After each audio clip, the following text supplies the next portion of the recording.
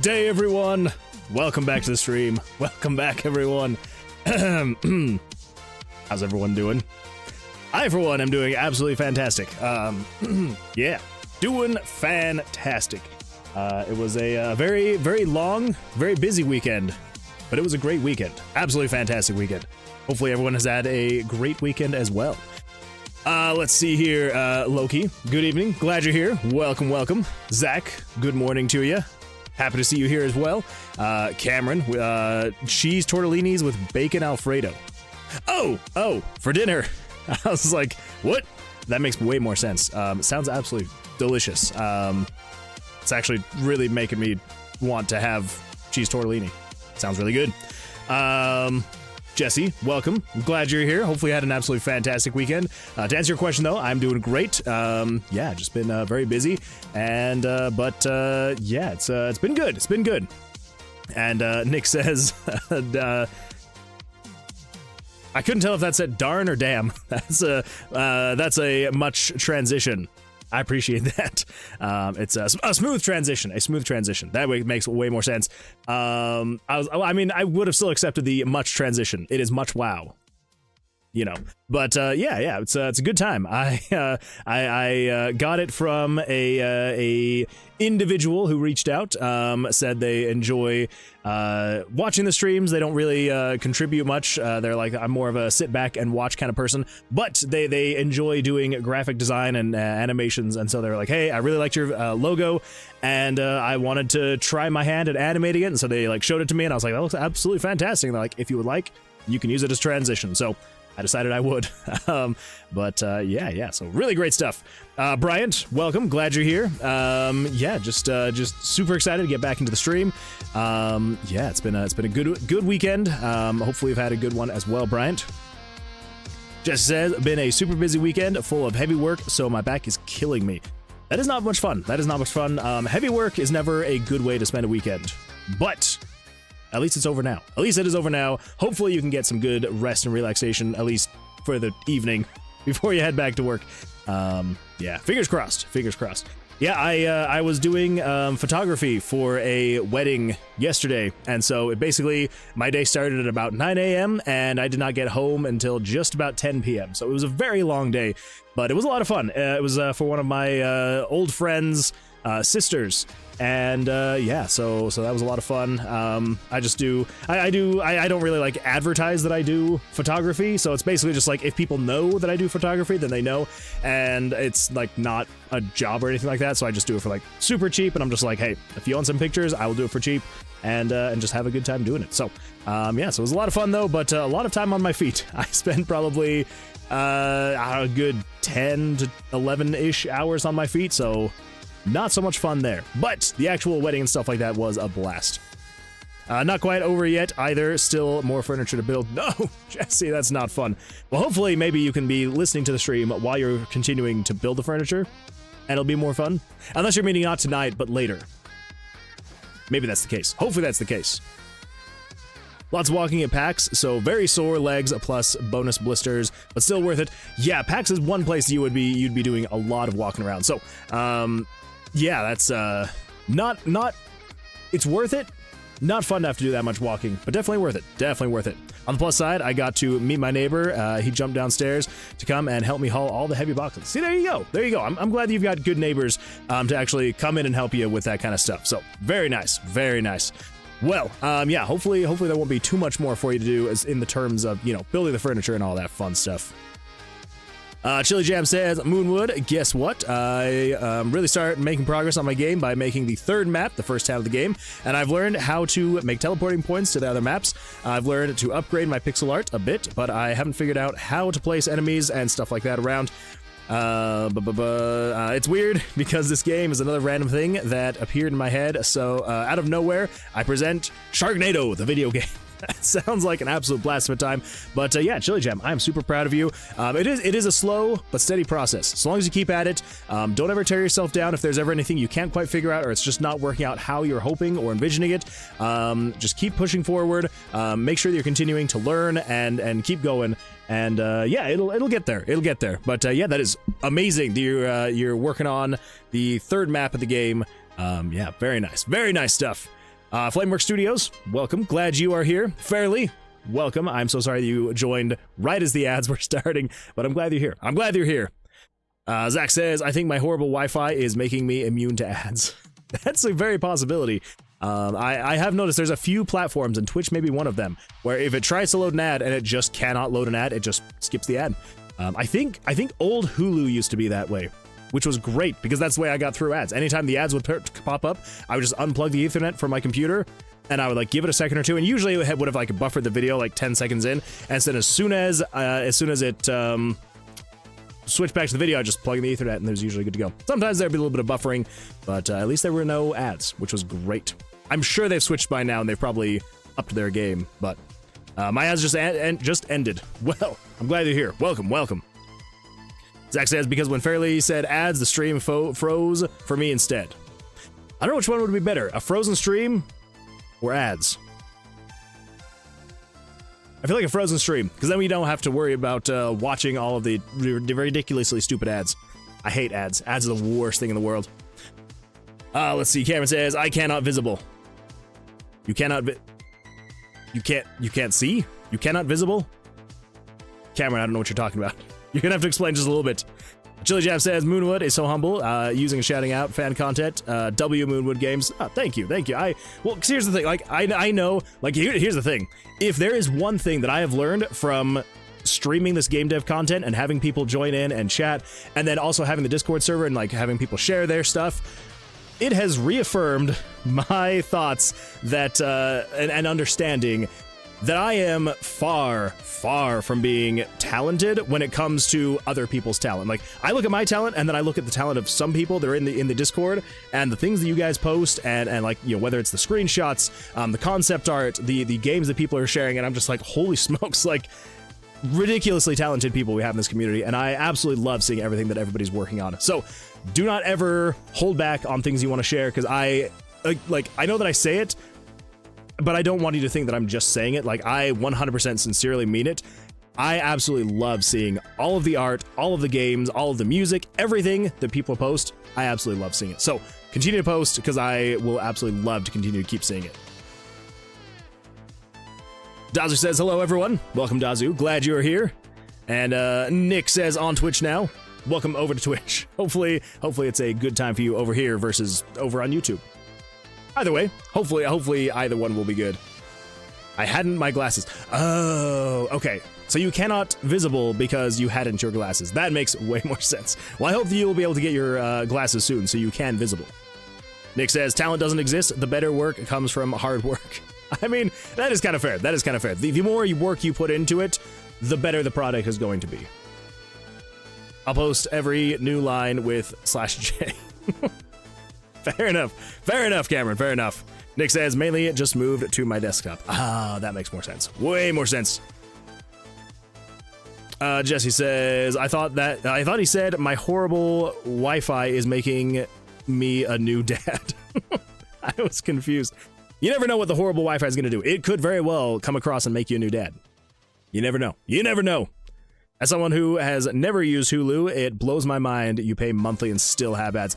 That is it is getting me really close to the point where I'm going to be switching away from Spotify, because I don't listen to a whole lot of podcasts, but I listen to a few now and then, and some podcasts still have ads and others don't, and I'm like, I am paying for Spotify, I should hear 0 ads, and yet I still get ads every now and then on some podcasts, and I'm just like, all right, if that's the case, I'm going to switch to something and maybe get my podcast and music, because I'm like, if I'm going to pay you guys monthly, I do not want ads playing in the middle of my podcast. Like, that's just ridiculous. Absolutely ridiculous. Netflix is that way too, paid with ads unless you upgrade. Yeah, and here's the thing, like, if the platforms were to make it, I'm like, no, like, if you have ads, it should be a free tier. You should be like, hey, if you want, like, if you're okay with ads, you can have this platform for free. Just know you're going to get ads. It's like, if you are even paying $1, there should be 0 ads. So the fact that, like, there are tiers where, especially because they're like sometimes $8 still, and you're still paying and getting ads, and I'm just like, nope. So we don't pay for Netflix because, 1, it's too expensive, and 2, even if we get the cheap one, it's like, I don't want ads in my content. So, you know, I did find my glasses. Good, Cameron. I'm so glad you found your glasses. Hopefully, you'll not lose them. Let's see, Chili Jam says, Moonwood, I got a Chronicle obsession with Homer Simpson. I've plastered him all over my game. First he was in a carpet in a starting room, and I put him in every window in the first town's houses. That sounds like a good time. I'd be down to see a little bit of Homer Simpson in a game. Is he ever going to be a character that you can meet, chat with, maybe play as? Could be a good time.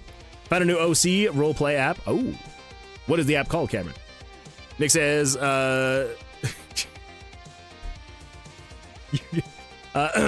Nick says, I'm going to sound up myself here, but I have been doing pixel art since I was 14. I'm 23 now. Hey, there you go. Yeah, what is that? 2020. Oh my gosh, 9 years. Holy smokes, I almost said 11. 9 years. My brain is not firing all cylinders this evening. Yeah, 9 years is a good stretch of time to continue, especially because it's like, I mean, hopefully you can see the improvement from when you first started to where you're at now. I'm sure you can. I'm 100% sure you can. And I hope that as you go back and you look at the things you were creating back then, you can find it to be, well, hopefully you've saved that stuff. I hope you have, because like, I know that in the moment as you're creating those things, I know it can be difficult to want to hold on to old projects. So I hope that you've actually held on to them so you can go back and look at where you started versus where you're at now. Plus, a lot of times it's a good thing to go back and like if you make something and then it's like 5 years later, go back and remake that thing. It's a lot of fun to see the progress you've made remaking the thing that you made, way back when. Cameron says an important thing to note is that it's that's typically baked in, not up to them. Yeah, it's true, but that's where I'm frustrated with Spotify, not necessarily the person who's like putting the podcasts out themselves, because yeah, it's like the people that put the ads in the podcast, like obviously people are gonna have their ad reads and their spots and things like that. Those ones I'm not gonna get mad at. I'm like, okay, this is stuff going directly to you guys. It's like whatever, and usually I'll just skip past it anyway. The most ridiculous ones, like I had a Joe Rogan podcast turn on once, and it had like a 45-second unskippable ad. The other podcasts, they have like I can fast forward through them, and they're usually like 10 seconds, 15 seconds long. So it's like I skip through pretty quickly, and then it's good to go. So like those ones, I'm like, it's frustrating, but like whatever.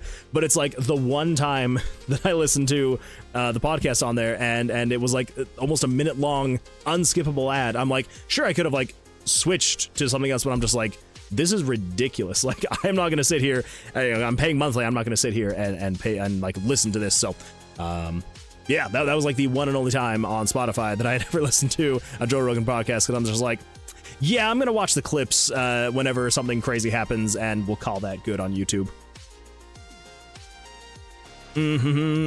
W for paying Netflix, for not paying Netflix.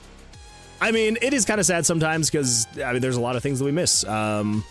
But I'm just like, I can either find some other way to watch it or just not watch it. Something like that. If you are curious to see what my early work looks like, I posted my first game in the art channel. Oh, I'm gonna have to go check that out, Nick.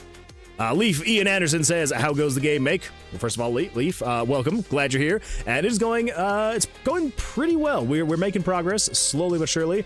We've got a perk card system in the game working now, which feels great to have that in working. We just need to, add more perk cards here and there and get a few more bugs ironed out with that. So as of right now, what we are working on is another mini game in the tomb. So as you're going through there you'll run into different traps, like spiked floors, and well, that's the only trap room right now so far. Eventually, I'm gonna add more actual trap rooms. But yeah, so right now, you'll run into a trap room, and then it might be a spiked floor. But yeah, eventually I'll probably do like, I don't know, arrow holes in the walls that'll shoot you. I don't know, a flame trap, something like that. And yeah, so basically the idea is you'll need to disarm the traps by doing little mini game puzzles. So we've had two in the game basically this entire time, like basically since February, and I haven't added another one. So we're finally adding a third one, and it's coming along. So it's basically going to be, if you've ever played those like gem sorting games, so it's basically going to be that, where it's you're quickly sorting the 3 colors of gems into their own vials. So we got it to the point where it randomly fills every time. It'll fill up, and then now we actually need to get the game functional instead of just being here. So that's actually what we're going to be working on tonight, and hopefully it should be a good time. The app is called OC Social Network. Ooh, I'm gonna have to go check it out. Abyss Walker started as a remake of my first game. Okay. Yeah, I mean, so is Abyss Walker the one that you posted in Discord then? And I am so sorry, because I do need to go take a look at it. I just haven't yet. Chili Jam says, the party I have planned for the game right now is Kasani Teto? Some Vocaloid anime girl. If you don't know her, I do not. I do not. Hit comic book character Garfield, Party Pooper, an original character, and Kiki, another original character. I love it. I love it. Nick says, as if I needed a reason to not listen to Joe Rogan. Thanks for giving me another reason. So there you go. There you go. Yeah, if you were ever thinking I do not want to listen to Joe Rogan, but maybe there was like that very slight, like, maybe I do, just know that over on Spotify, they have unskippable ads, even if you're paying for Spotify, which is just ridiculous to me. If I'm paying for something and you want to show me an ad, you will quickly learn that I will not pay you any more money. Amarith is now known as the interdimensional thrower. I don't know if that was a typo. I don't know if it's supposed to be thriver or thrower, but it sounds like a good time. Flamework Studio says, I'm gonna head out for a bit because I'm still in need of watching RPG Maker tutorials to learn some stuff. No worries at all, Flamework Studios. I hope that it goes well for you. And yeah, if after you're done and you want to come back, and if you have any questions, feel free to drop them in the chat, and I would be very happy to answer any questions you got. Kids, remember, it's only good to pirate if the thing you are pirating is from a billion-dollar company. Exactly. Yes. Or there have been a couple indie devs, and they have basically just been like, hey, if you can't afford my game but you want to play it, pirate it. So unless you have like a verbal allowance to do something like that, try not to do it to someone like that. But for everybody else, yeah, if it's a billion-dollar company, so be it. They don't need the money anyway, and they're probably not going to care what you do. Anyway, I mean, no, pirating's bad. Don't do it, kids. Let's see. Hold up. I just read your last message at Chili Jam. Kasani Teto is in your game. Peak fiction. I'm gonna have to look who that up is later. Let's see. Oh, that's cool. Seeing a little bit of it beforehand, and yes, yeah. 10 Rooms was the original. Very nice. Honestly, don't listen to any ad-supported podcasts. Yeah, and like, I mean, again, like, I don't listen to very many. I think it's quite literally like 2. And I say they're podcasts. They're more of just like morning news breakdowns. They're like 10 minutes of just like, here's what happened yesterday. You know, just a really quick, just a quick overview of like, here's what we got going on. So yeah, I mean, and those ones don't really have ads either, which is great. It's just one of them, and I'm like, I kind of don't want to listen to this one anymore because it has the ads. Let's see, I listened to Game Show by the Incomparable. I've not heard of that one, but I'm gonna have to give it a listen to. Hootie Hen says hi. Welcome, Hootie Hen. Glad you're here. And the Bright One says, sweater weather? I know, especially today. Today was very warm, but down in the basement, it's actually not too bad. Also, welcome. Glad you're here. Glad you're here. As the main character in the game, a boy or girl? This game? Is this game you're talking about? Because if that's the case, it can be whoever you'd like. We haven't done character creation yet, so as of right now, it's still just puts a random portrait up there. So like, it's nothing set in stone as of right now. But yeah, you'll be able to create your own character, however you see fit when the game does release. Chili Jam says, Moonwood, what are some fun decorations for a house I'm currently working with? Fun decorations for a house? Plants. Lots of plants. Plants are good. I enjoy I enjoy myself some plants. I don't know why I started saying it like that, but I'm like, you know, we're gonna just kind of lean into it. I love myself some plants. The main character of Tomb of Vercilias is actually Gordon Freeman. It's true. Yeah, he accidentally, instead of actually escaping, you know, and after fighting off everybody, he found himself in the Tomb of Vercilias. It's a good time. You would think that after getting out of Sector 17 that, you know, things would start to look up on the up and up, but nope. He is now fighting dark mages, so that's a good time. Let's see. The Bright One says, FWIW. Can't think of what that acronym would be. Podcast ads usually run on 30-second increments, so not too bad to skip based on your app. If a podcast doesn't do that, I tend to not listen. Yeah, and that's kind of what we were saying before is like, you know, if it's a skippable ad, not the end of the world. But if they're ever unskippable, like that is enough for me to be like, nope, nope. Like an RPG Maker. Oh, an RPG Maker. Which one? Which RPG Maker are you working with, Chili Jam? I'm trying to remember. Was it XP or are you on MZ? I'm trying to remember. The main character should be the crazy cat guy named Hootie with 182 cats. Maybe. I'll think about it. For what it's worth. Oh, for what it's worth. Okay, that makes way more sense. Yeah. For what it's worth, podcast ads usually run on 30-second increments. Yeah, I cannot stand ads. They're the worst things in the world. Anyway, on that note, enjoy this ad spot. I just start an ad playing. Okay, so yes, so last time we were working on the trap puzzles, so we have the fourth one. I guess we did do a third one, didn't we? Wait, did we do a third one? Oh my gosh, that's right. We did do a third one. We got to draw the thing. That's right. I completely forgot. I don't know how I forgot that we did that puzzle. So yeah, so this will be the fourth puzzle in the game. So I feel like for the demo, 4 puzzles is going to be more than enough, and then we'll kind of figure it out from there. Anyway, yeah. So as of right now, so we've got it starting here. It spawns in all the things. It's random every time. That is one thing I actually need to make sure with that does not happen. As of right now, I do not have anything in place to be like, hey, don't spawn all of the colors all in this one spot. That is kind of the problem, because I don't know how I'm going to do that. I don't know how I'm going to do that. Because that could be a problem, because if you ever spawn it all and it's just reds, greens, and purples, then you're just done. And there's no reason to continue. So we're gonna have to put in some kind of some kind of safety net to make sure that doesn't happen. But as of right now, let's just get it working and let's get the game playing, and we'll see what happens after that. So yeah, so for XP, I'm trying to remember the tile set in XP. Like I'm trying to think of like what it looks like, and for some reason my brain cannot. Steam apps, common, RPG Maker XP, RTP, graphics. We got auto tiles, animations, battle backs, tile sets. There we go, tile sets. Oh man. Okay, we got Snowtown. All right, let's freaking sort this by name. There we go. That's better. So we got the grassland, beach, mountain, swamps, castle, towns. Yeah, I mean, so here's the thing with XP.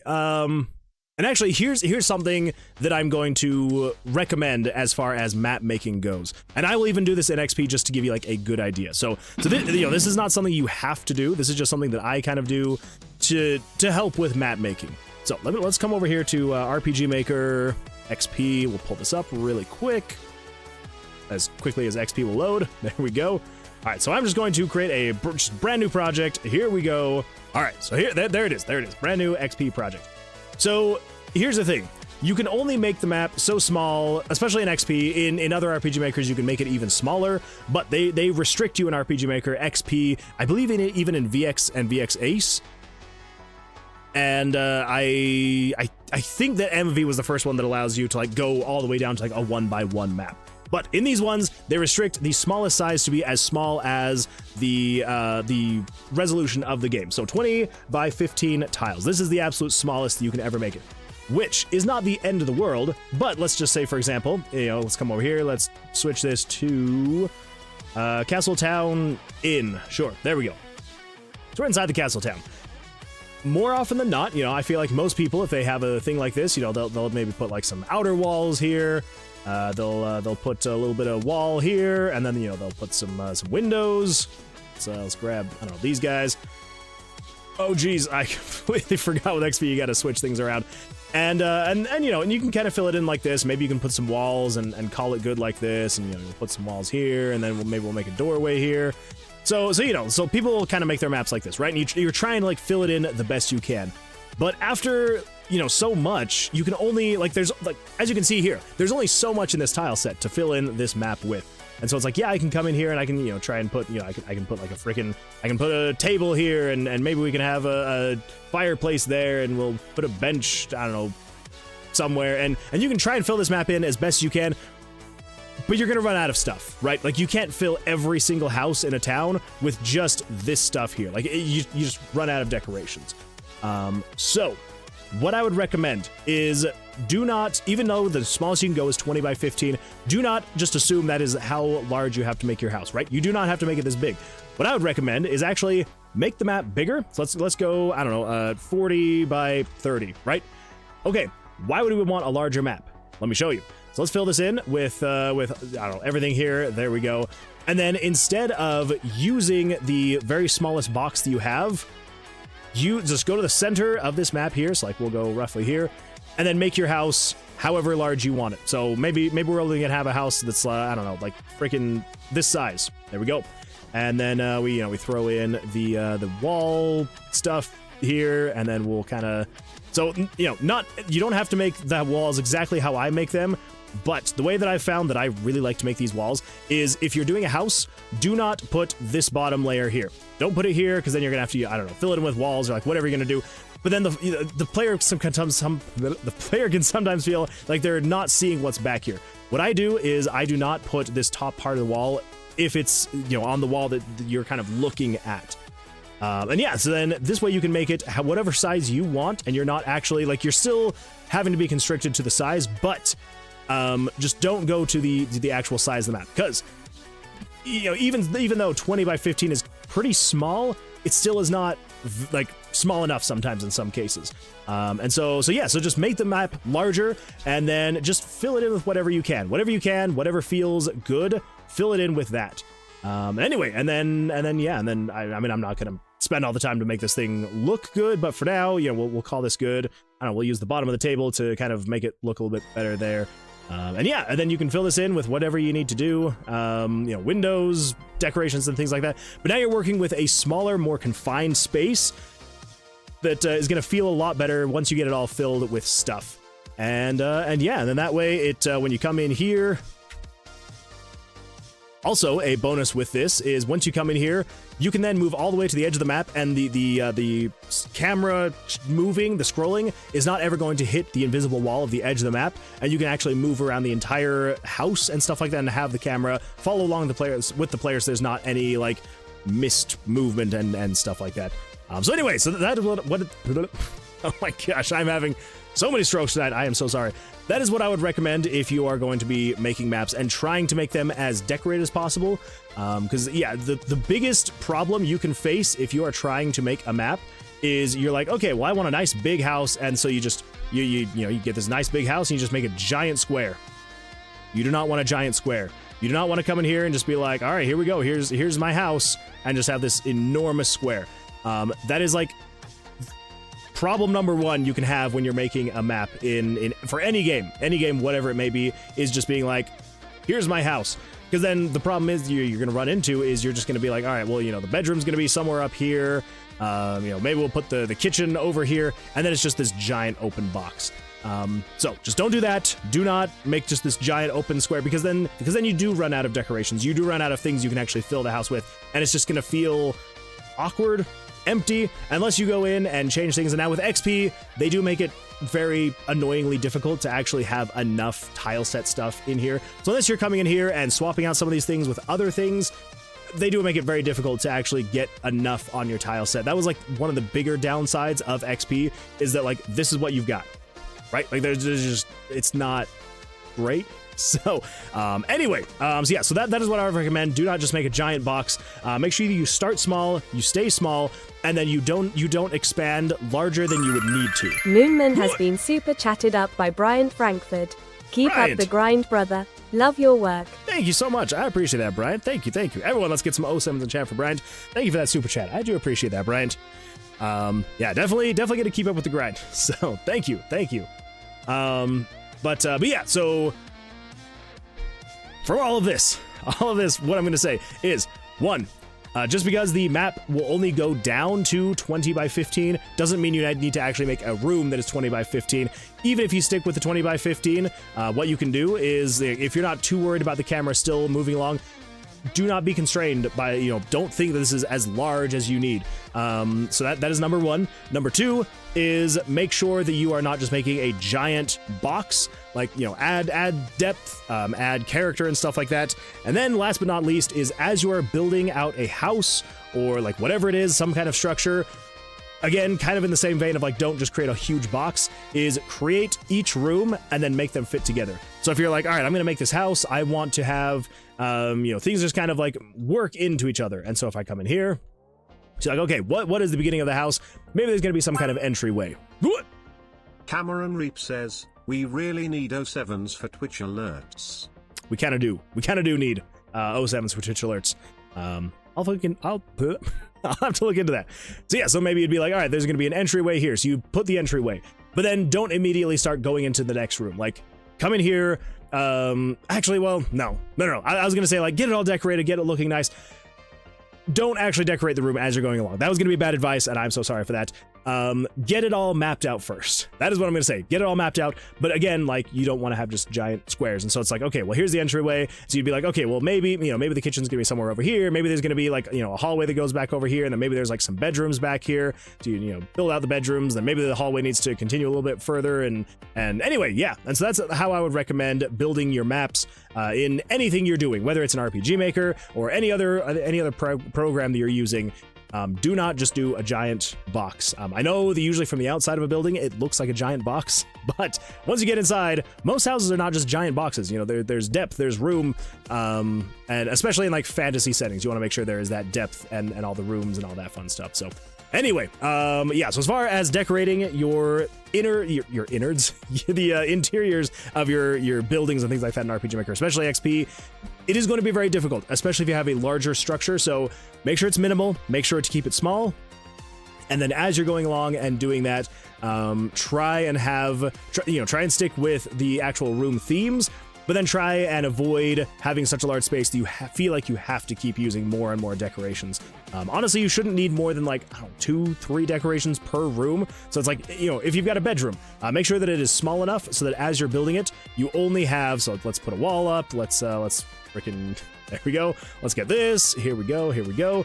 And then once we've got this, and then I know I'm kind of going against my map making suggestions here, but this special case, special scenario.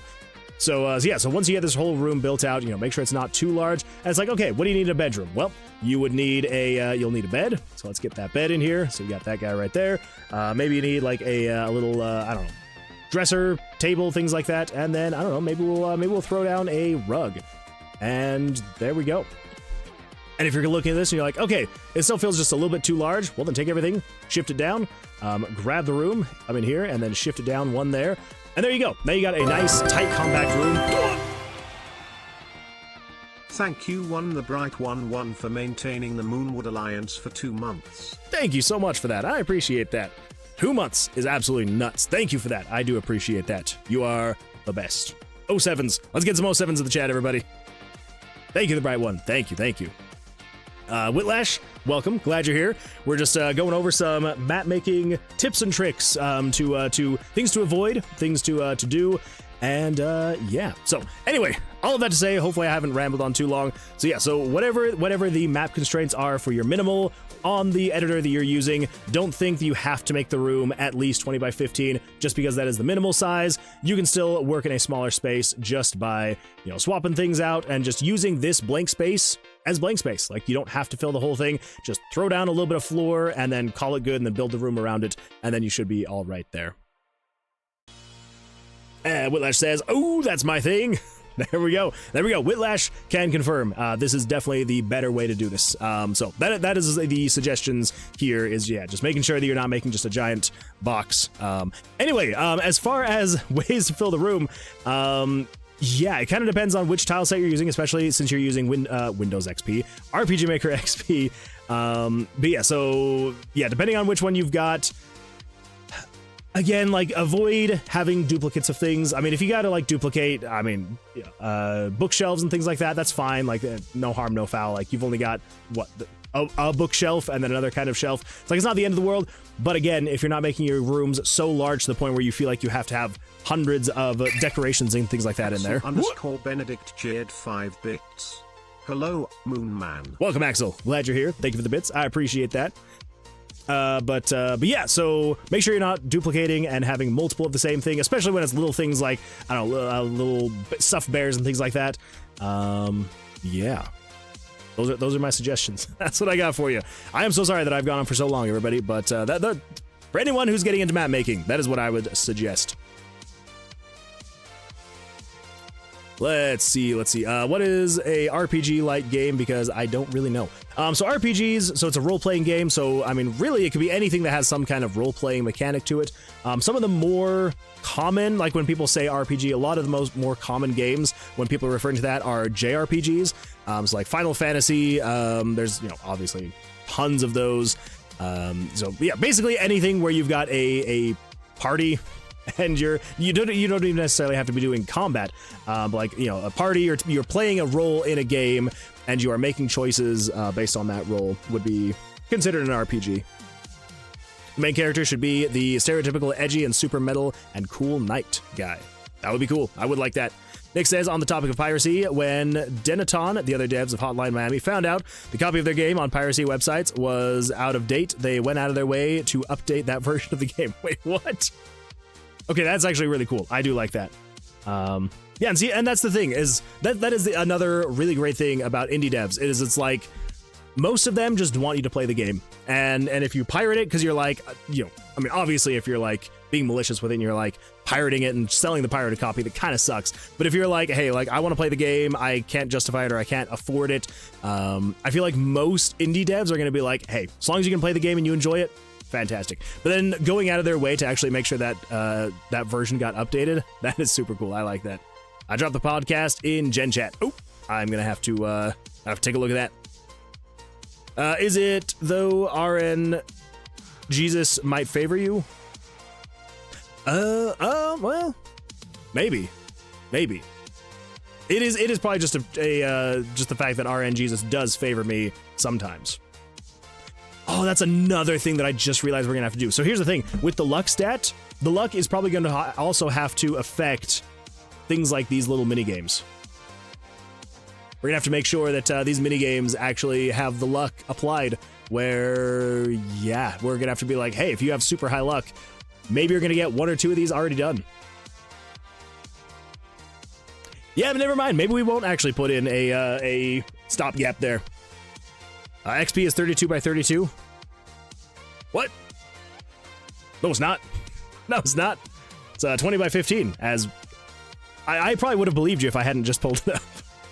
Your YouTube shorts appear in my For You page, and it shocks me because I normally don't get game dev stuff. Well, there we go. I'm glad that it is recommending my shorts, because I do put a lot of work into some of those. Others, not so much. Which, funny enough, the ones that I haven't put much time and attention into, those are usually the ones that get more views. And then the ones that I spend a whole lot of time on, they usually get the least amount of views. And I'm like, dang it, I need to stop putting as much time into them. Oh well. What if you change color for the buttons in the puzzle where you have to draw, just so you know exactly what to do with color cues, for example? Wait. What if you change the color for the buttons in the puzzle where you have to draw, just so you know instantly what to do with color cues, for example? I'm not sure I know exactly what you're meaning. I mean, I know that you're referring to this puzzle here, because you have to, like, draw the pattern. But I don't know what you mean by you should change the color for the buttons. I may need you to expand on that, Dazu. Joe Jam says Moon was blowing off the dust from his book. It's true. It's true. I'm blowing off the dust and listen to what I have to say. Okay, not all the time. But sometimes I have some kind of helpful advice. Sometimes, not all the time though. While you're inventing brand new slang. Moonwood server reference.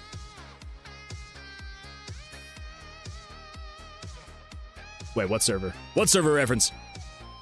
Moonwood, you should clip this part of the stream and make it into a short. I probably will. I honestly probably will. Unrelated, is this the UI from Final Fantasy Mystic Quest in your game, bruh? It absolutely is. It is. It's the UI, it's the backdrops, it's the monsters.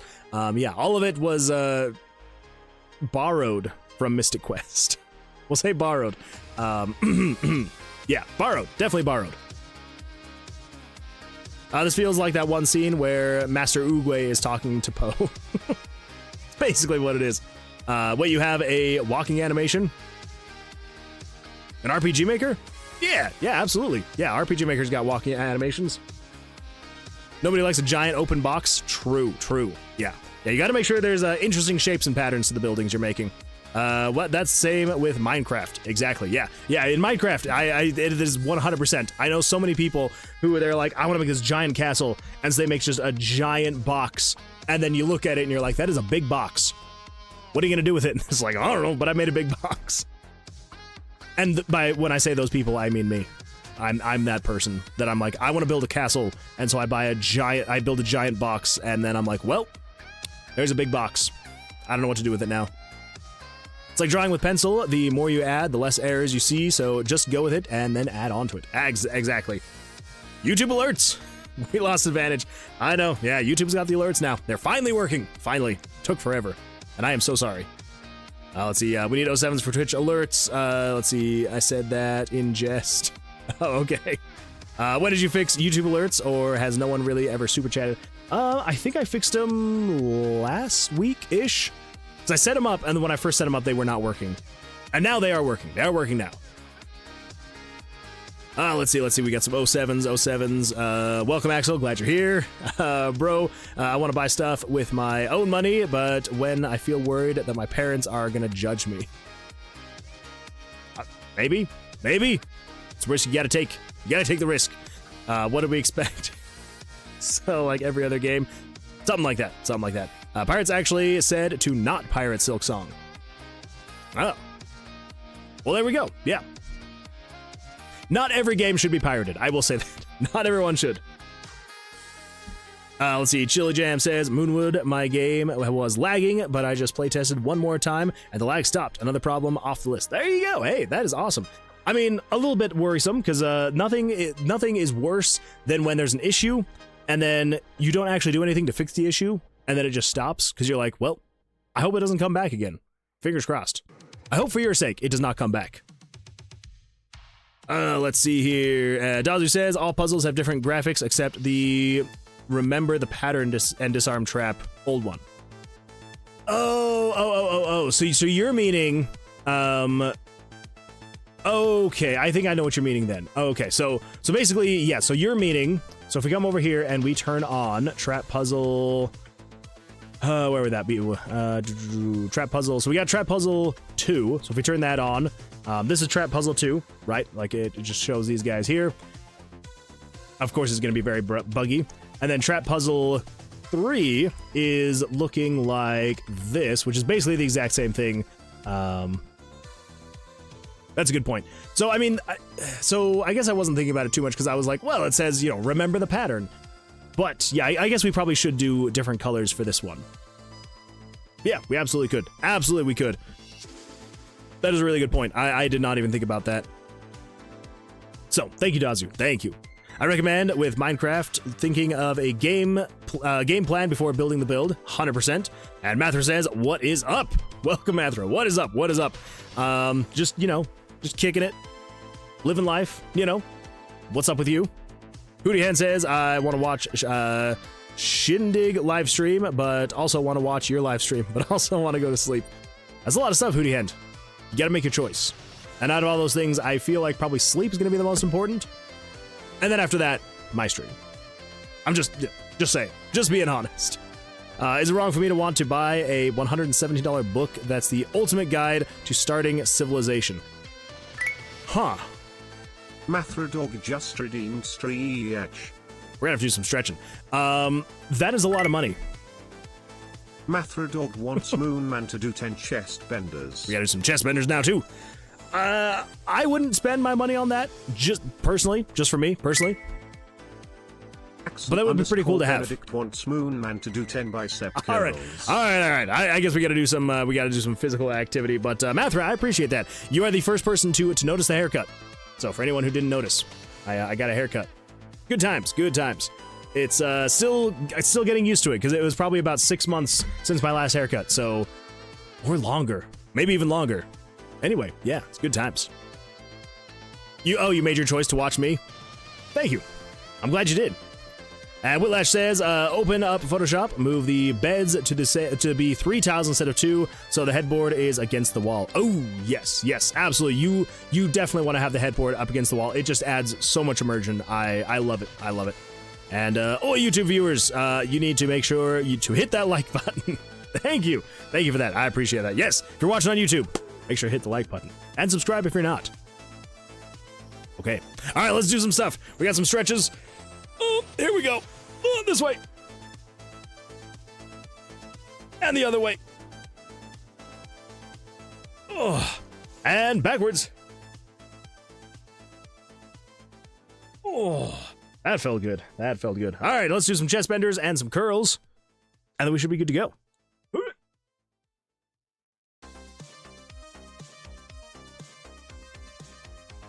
All right, everybody, count them with me. Here we go. 1, 2, 3, 4, 5, 6, 7, 8, 9, 10. Whew. And 10 bicep curls. Here we go. 1, 2, 3, 4, 5, 6, 7, 8, 9, and 10. Whew. Oh, thank you for that. I appreciate that. And now we can get into the actual game dev stuff. Now we can get there. Let's make him tired tonight with the workouts. No, don't do it. Oh, don't do it. But I could run into the forest and start civilization. You absolutely could. Which would be pretty fantastic. So, that's a tough call. Hey, if you feel like it would be beneficial for you, I'm going to say go for it. Absolutely go for it. I don't think I've been here that long to notice your haircut. Fair. That's fair. Like and subscribe on YouTube. Thank you, Hootie End. Let's make him tired to get tired with. Whew, all right. I mean, it doesn't take very much. I'm already winded. Chili Jam says, least unnormal Moonwood stream activity. I feel like everything I do on stream is very unnormal. Oh well. All right, so we've got Trap Puzzle 4. So if we come over here, this is the screen that we need to be working on in now. So I don't think we did anything here. Yeah, we haven't done anything in here. These are all just the puzzle pieces. Yes. So let's get that out of the else handler. And then we can come up here and we can just erase everything. Starting from here down. There we go. There is else. So we should only need 3 of these conditional branches with all of the logic that's going into it. I thought this was a game dev stream. Why are you lifting? It was a Twitch redemption.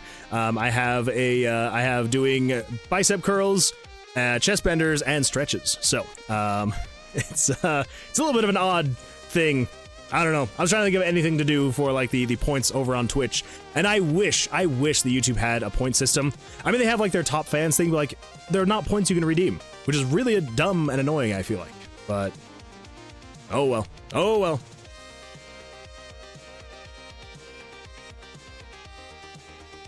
Booty Hen says, like and subscribe on YouTube for good luck on Moonwood Coffee Cup to come out soon.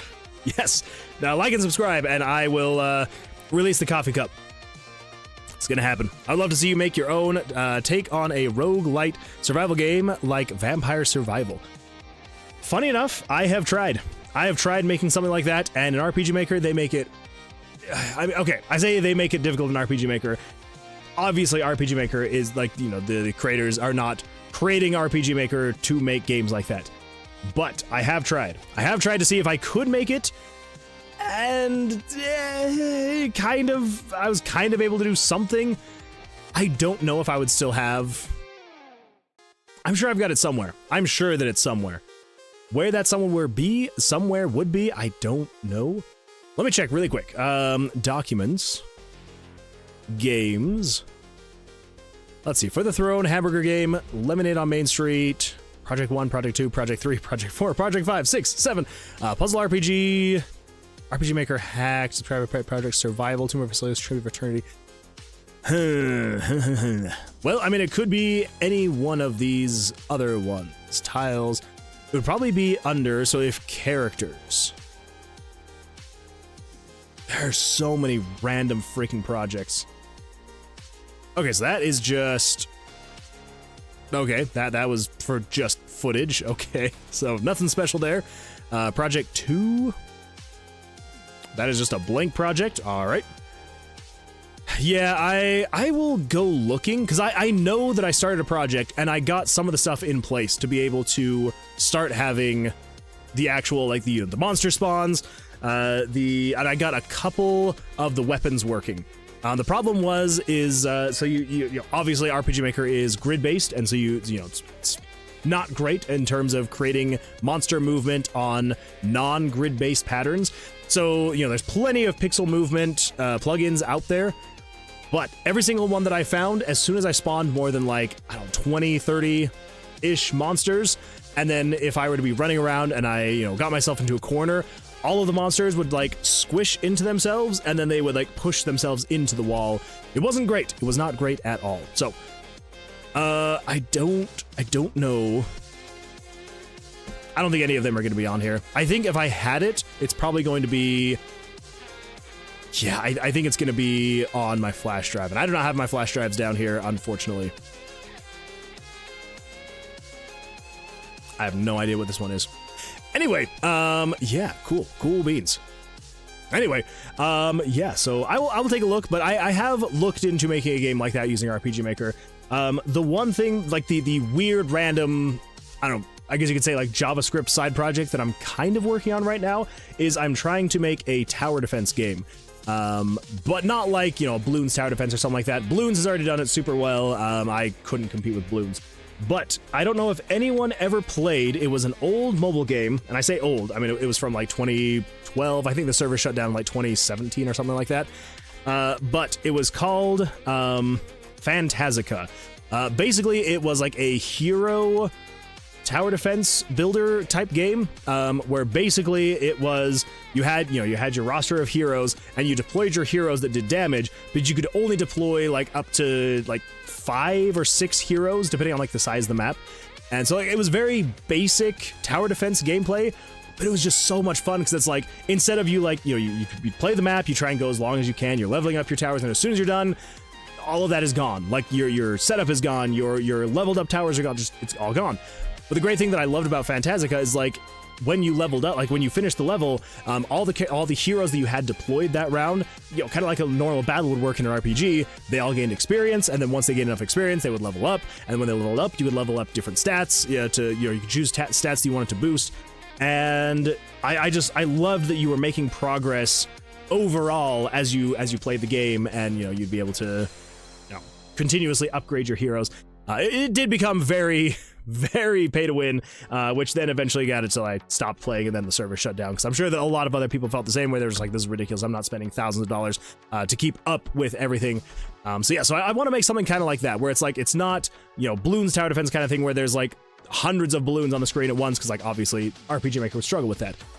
But what it wouldn't struggle with is having half a dozen monsters on the screen at once, and then half a dozen heroes on the screen at once, all fighting and doing stuff. So yeah, so definitely trying to like get that figured out, because again, RPG Maker is not great at doing something like that.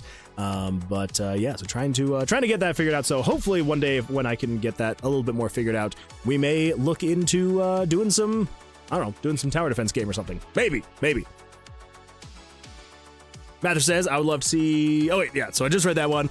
Chili Jam says, Pirate Software deepens his voice to sound important and try to have superiority. Moonwood is involuntarily silly. I do what I can. Yeah. Pirate Software. Always a good meme to fall back on. That's a good point. It's a good point, Chili Jam. Hootie Hen says, just to think the next update is just to help with random stuff in RPG Maker. Yeah. Monster farming is going to help people max out the game. It's true. Maybe in the future with a different engine. Maybe. I'm sure it'll be a lot easier with a different engine, that's for sure. Nick says, I'm back. Welcome back, Nick. Welcome back. And Matthew says, yes, I love tower defense games. I love them too. They are so much fun. I love them, which is why I've always wanted to make one. But again, RPG Maker, not the best at making tower defense games. But as you know, the way that I am with RPG Maker, I will find a way. I will always find a way, and we'll get it working. We'll get it working. I have gotten the basics working. I have gotten it to where you can deploy a tower, and the tower then has an actual circular radius. I was like, obviously, like I can do square radiuses just as easily, but it has an actual circular radius, and once a monster comes within that radius, it then targets them and attacks them. I also finally got it working to where it will you can switch between targeting the strongest, so it's basically whoever has the most amount of health left, and then I can also flip it so it can target the weakest, so whoever has the least amount of health left, or I can also have it just target whoever is in front, so whoever was the first to be spawned, be targeting that. Yeah, so I've got like most of the basics working, where it's like you can deploy a tower, it can fight, and yeah, that's about what I got so far. Anyway, all right, everybody, let's come in here. How about your own auto battler? I have thought about doing something like that as well. Yeah, teamfight tactics. Yeah, there's so many games. I'm just like, I want to make that. I want to make that. I want to make that. And that has been my problem for the past 20 years that I've been using RPG Maker. Is there's just always so many games that I want to make that I have a hard time focusing on one project, which is why I started streaming in the first place. Because I'm like, if I can start streaming something, I feel like I'm going to have to keep going and finish. Otherwise, I will have some very upset people. I feel like I would have some very upset people. I'm sure that not all of you would leave if I gave up on Tomb of Vercilias, but I feel like I would have some probably pretty upset people if I was like, you know what? I'm out. So, yeah, that is kind of why I started the streaming, so that I could hold myself accountable, thanks to all of you watching. So, thank you for watching and holding me accountable. I appreciate that.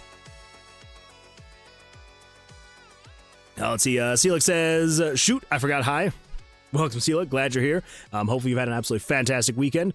Moonwood second moon will be cool. Moonwood, the second wood. I mean the second moon. Not the second wood. Auto Battler would be a nightmare to do in RPG Maker, but it sounds really cool. So here's the thing. I have actually made a couple Auto Battler. I know I've talked about this so many times. I need to actually pull up all the projects that I've made in RPG Maker, because I've made so many concepts. I have made an Auto Battler, and it actually had idle calculations when you quit the game and then came back. It would then calculate how much time had passed, and it would actually do that amount of damage or give you that amount of experience or drops or whatever. So it's like it can be done. It is, but like you said, it is kind of a nightmare to actually make.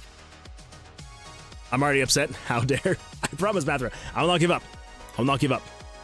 We're gonna make it. We're gonna make it. Nick says, real talk, I'd be disappointed, not angry or upset, but disappointed and sad to see you that for you that the game didn't work out for whatever reason. Yeah, I feel like disappointment is actually probably the correct way to go about this. Is not necessarily that people would be mad or upset. I'm sure that I would probably have a few people that would stop watching. There'd probably be a few people that would unsubscribe.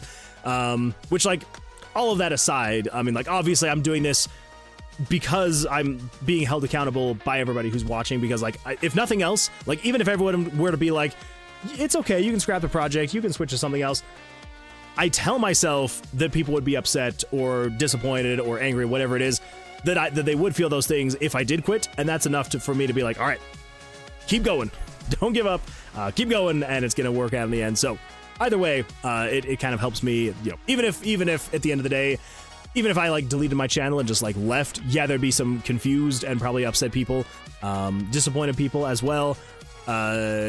It's enough for me to be well, I don't want people to be disappointed or upset or angry or whatever it may be. And so I'm gonna keep going, no matter what. I'm gonna keep going.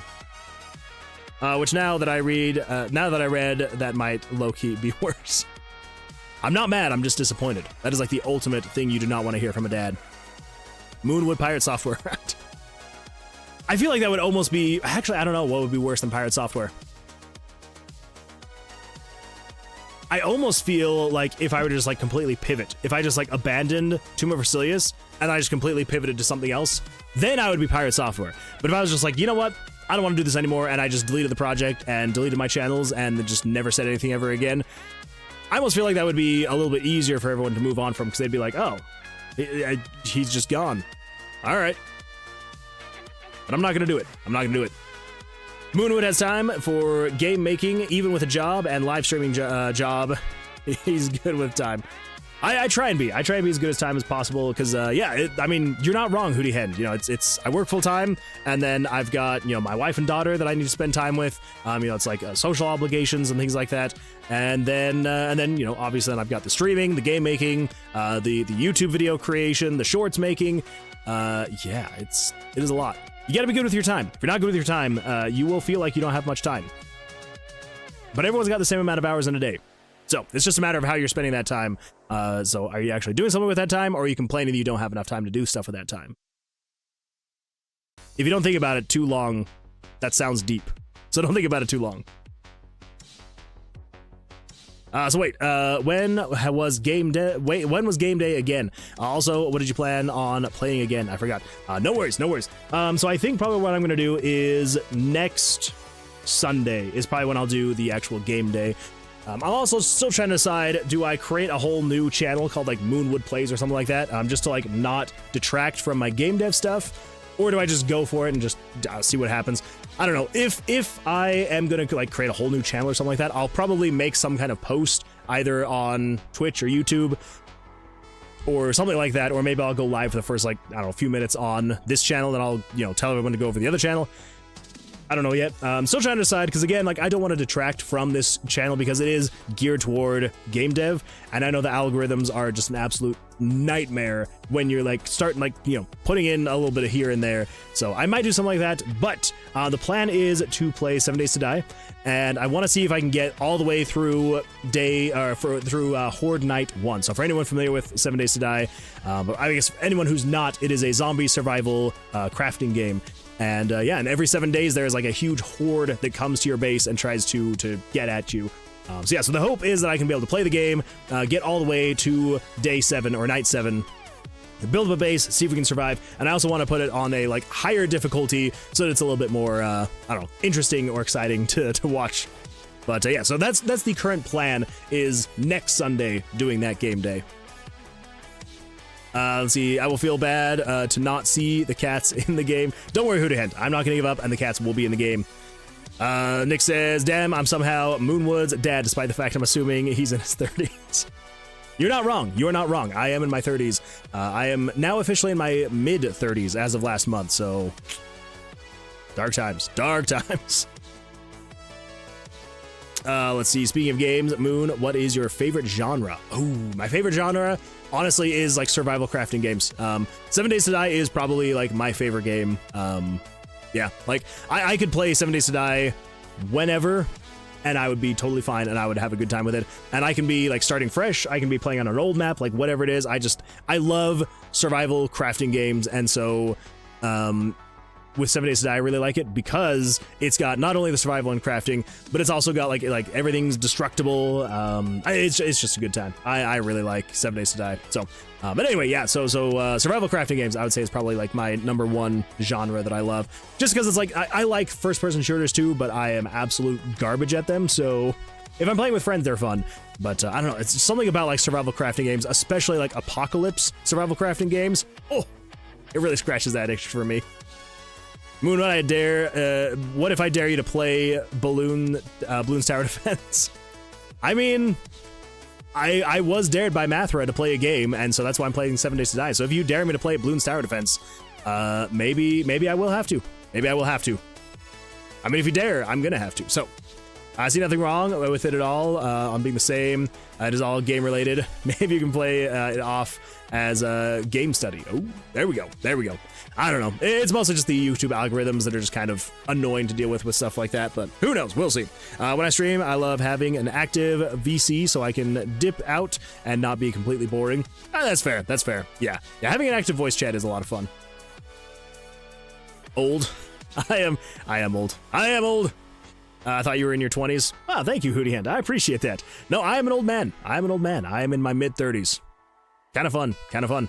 Don't discount him or you being each other's dad, though. Time travel is becoming more feasible. I mean, you're not wrong. You very well could be my father, Nick. You very well could.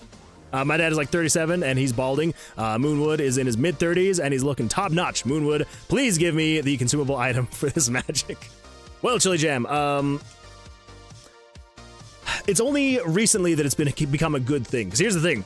When I was like in my mid to late 20s, everyone thought I was like in my late teens, early 20s, which I absolutely hated because I'm like, I just got out of those. Like, I do not want to be considered young anymore. So that was kind of frustrating. But now that I'm actually in my 30s and people think that I'm in my 20s, I'm like, I'm okay with that. I'm all right with you assuming that I am somewhere in my 20s when I'm only like 5-6 years away from being in my 40s. I hate that thought. It's a terrible thought. Absolutely horrible. But if you want to know the secret, actually, the secret is lots of Dr. Pepper. And no, this is not sponsored. That's the secret. It is the secret. No, honestly, like, biggest things that I would say, like, actual real talk, make sure you're sleeping enough, and make sure you're not stressing out about things. There is nothing worse than just stressing out about things. And a lot of things that people stress about are things that they either can't control, and so there's no reason to stress because you can't change anything about it anyway, or it is things they can control, but instead of just taking control, they just stress about it. So, keep the stress levels as low as freaking possible, and that will help so much. Those would be my suggestions. I had played a crap ton of H1Z1 back in the day before they ruined it. Fair, Lane, fair. Let's see, as a person that enjoys variety, I was going to suck as a streamer. Yeah, I could not be like a... Well, I was gonna say, I can't be a streamer that just does one thing. I guess that's literally what I'm doing. Yeah, I would definitely, if I were to do like gaming, I would definitely have to be a variety streamer. As much as I love 7 Days to Die, and I will say that I love it, if I played 7 Days to Die every single day for like 5+ hours every day, I probably would get sick of it, actually. So, I don't know. The Brian one says, my dad was 47 when I was born. Boomer! Yeah, that's good times. That is great times. Given my previous comment, my dad might have been negative 47 when I was born. You never know. You could be your dad's father, and you would never know, Bright One. Never know. My ad block is really selective today. I'm so sorry, Nick. Sometimes it blocks them, and sometimes it doesn't. You never know. You never know what's going to happen. Kind of hard for me not to stress out with how many times I have nearly died. I mean, that's fair, Mathra. That is fair. If you are nearly dying, that's kind of hard to not stress. Have you tried not almost dying? That might be a good place to start. And then don't stress about other things. Here's what I would say. Isn't that hard for some people? I mean, a little bit. Why say variety? I was talking not just gaming. I would game, do art, work on games, VR chat, roleplay. Oh, gotcha. Yeah, that's fair. That is fair. And honestly, like, there is a market for that. So it's like, you know, there's nothing wrong with wanting to do a whole lot of things on a stream. Then just don't nearly die. See, there you go. See, just don't nearly die, and then you'll be fine. Man, imagine being 35 again to feel young. Oh, Jesse. I've been going gray since my 20s, so I've been old for ages. To be fair, you can't see it. You can't see it, but I do have some gray hairs in my head. I will say that. So don't think that I don't have gray hairs. Don't think that I'm not looking old. I mean, to be fair, like, look at this. Like, look at that freaking hairline. That is receding, and it is dangerous. It is a dangerous game. Imagine being a League of Legends streamer. Oh. Sorry, I just threw up a little bit in my mouth. Imagine being a League of Legends streamer, and in order to survive, you have to subject yourself to 4 to 5 hours of online documented torture. Yeah, I could not in a million years. I don't care how good the paycheck is. That would just no. Hell, I even plan to be a D&D DM. Fair. Unrelated. I'm starting to go gray. It happens, Nick. It happens. I mean, my oldest brother, he started going gray when he was like 20. He was like early 20s, and he started going gray. So it happens. It happens. What if you never die and live to like 182? I mean, if that's for me, no thank you. I do not want to live to be 182. That is way too old. Honestly, I don't want to live much past like 65. I want to be like 67 and kick the bucket. Just be like, all right, I lived my life. I experienced everything I needed to experience. I am retired. I've been retired for 2 years. I'm done. Take me out, coach. I don't want to be old. That just sounds, and when I say old, I mean, again, like, I want to hit 67 and just be like, well, it's been a good life. See you guys later. Adios. Bruh, I'm trying to speed run it. Never, I would never want that. Never, never, never, never. All right, everybody. Should we do some game dev stuff? I feel like we should do some game dev stuff. What if you live forever? Okay, if I didn't age, then I'd be okay with it. Mathradog wants Moonman to do 10 chest benders. Mathradog wants Moonman to do 10 bicep curls. Right as we're about to get into game dev stuff. All right, everybody, let's do some chest benders and some bicep curls, and then we're gonna get into some game dev stuff. I swear it's gonna happen. That is what we're here for. We're doing game dev stuff. What we're here for, and we're gonna do it. I promise. I promise. But first, we gotta get swole. Jesse says Moonwood doing game dev on his stream. I don't believe it. I don't believe it either. I don't think it's ever actually going to happen. All right, everybody, here we go. We're doing 10. Count them with me. 1, 2, 3, 4, 5, 6, 7, 8, 9, 10. Woo. And the classic chest benders. Here we go. Oh, count them out with me. 1, 2, 3, 4, 5, 6, 7, 8, 9, 10. Ooh. Oh my god. Hold up. Hold up. Oh my gosh. All this stuff. I gotta turn on a fan now. It's getting hot in here because of all this stuff. Anyway. Thank you for that, Mathra. I do appreciate that. Oh, we're getting swole tonight. It's true, Mathra. It is true. Thanks to you. Thank you. Dylan says, then we will get into game dev stuff. Exactly. Dylan gets it.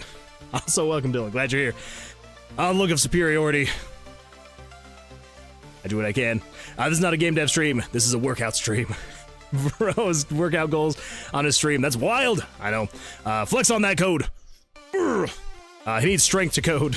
I do need some strength to then be able to do my resilience to code. Let's see. Yeah, the chest benders look like torture devices. It kind of does. It honestly does. Like, and I've talked about this before. Like, there's not much you can do to actually get like this spot right here of your chest, unless you're, you know, like going crazy with like different upper body workouts. But the chest benders, oh, like you can just feel it like right here, and it hurts. It hurts so bad. But it's so good. Fitness influencer moment. -7. Cameron, don't do this to me. I don't want to start at -7. Gotta be a buff nerd. Exactly. You're not giving me a swirly anymore. Lane says, speaking of game dev, you ever stress out over assets? I know Tomb of Vercilias is pretty simple, but even simple can be stressful. Yes. Yes, I do. Luckily, because of the length of the project, you know, I'm not like on some deadline, right? Like, even though like I say like, oh, I want to get the demo out by X time, it's like, if I don't ever hit that time, what's gonna happen? Nothing's gonna happen. Like, maybe some people get frustrated, but like nothing's actually gonna happen. It's not quite like, you know, having a game jam where you're like, all right, I have the next week to actually get this stuff going. And yeah, so luckily there is that, but you know, doesn't change the fact that I have stressed out every now and then about the Tomb of Vercilias graphics and things like that, because I'm like, I know that one day I have to have a really good looking game, and there's a lot about the game that I'm like, I would really like to change that. I would really like to fix that. And so yeah, so it does stress me out every now and then, but luckily it's not as stressful as it could be if I was like set to some strict deadline, because that would suck. That would suck really bad. Moonwood can now beat up like 30 game devs in a real-life battle. Like half, if not all of them, are literal twigs from coding. See, that is ultimately what I want. Eventually, I want to have, basically kind of like the creator clash. I want to do the game dev clash, and I will just take all of the game devs on any social media platform, and we will all, instead of doing boxing though, we'll do like MMA fighting. and we'll just see what happens. We'll see who actually survives. I think it'd be a great time. I feel like a lot of people would buy tickets specifically so they could watch Pirate Software get the crap beat out of him. I think that would be a huge ticket seller. If you're just like, hey, by the way, Pirate Software is gonna get beat up. Everyone would be like, I'm in. Where do I buy a ticket? Where do I get front row seats to this thing? You only did -5. Okay, now I see what you're going on about, Cameron. Where are the cats? The cats will be here eventually. I swear. I promise. I promise. How do you not get it out on deadline? Ooh, Penny. Thank you, Mathra. Bro, why you want to assault these people? It's just that, you know, just that rage of like knowing that they're better than me because they use other code. Ha! How dare they? How dare they put me down because I use RPG Maker? Just want to beat the crap out of them and be like, see, RPG Maker is #1. That'd be a good time. I've really been thinking of dropping like a solid few grand on an asset pack and just use it for the rest of my life. Oh my gosh. It better be a really good asset pack if you're going to be spending that much money. That is so much money. There are a lot of really good asset packs out there. Yeah, I mean, you shouldn't be spending that much money, but there are some really expensive but really good ones out there. That would be very tempting. That would be really tempting. Pirate Software is going to intellectually try to talk it out with a super deep voice and go into a tangent of how he fought giant rats while fixing the plumbing at Blizzard Studios. Knowing Pirate Software, he would probably get into the ring and he'd like pull out a laptop and then open up MS Paint and be like, all right, here's why I'm not going to fight you. And then halfway through, he'd just get a nice just deck to the jaw, and then that would be the end of it. There we go. I think it's a great plan. Yeah, so we're going to get what are we gonna call it? The Dev Clash of Devs. There we go. Clash of Devs, and we will all fight each other. Not to the death, but we'll just fight each other, and we'll see who comes out on top. And whoever wins, we can then say that is the best game engine to make your game on. There we go. Moonwood, where's the game dev stuff? You're right, Hootie End. You're right. We gotta get into the game dev stuff. Jesse says, this is a chat stream, but I love it. It kind of has turned into that again. Everyone's just so chatty, and I absolutely love it. And it's like, okay, look, if you don't want me to chat, you can just don't chat, and then I won't respond. Exactly. Mather's got it right. Are you not entertained? Are you not entertained? Is that not why you're here, to like watch me chat and go on just random tangents about things and then start talking about Clash of Devs like it's going to be an actual thing that happens one day? I contest that you are entertained. But enough of that. Let's actually get into the game dev stuff. So, if we go over here to Photoshop, we've got the actual scene here, which is absolutely fantastic.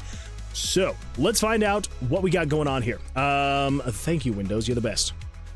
So, we need to get the X and Y coordinates so we know where we're hovering over here. So, if we go here, we've got 480 by 280. That is easy enough to remember. 480 by 280.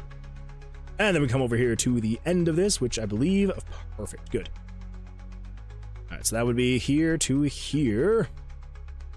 It's gonna be 548, yeah, 548, 512. 548 and 512. All right, so if you're within that X and Y box, then we should be good to go. Hootie Hen says, X and Y, what about Z? Oh, well, I mean, if we were working with a 3D engine, we would have to consider Z.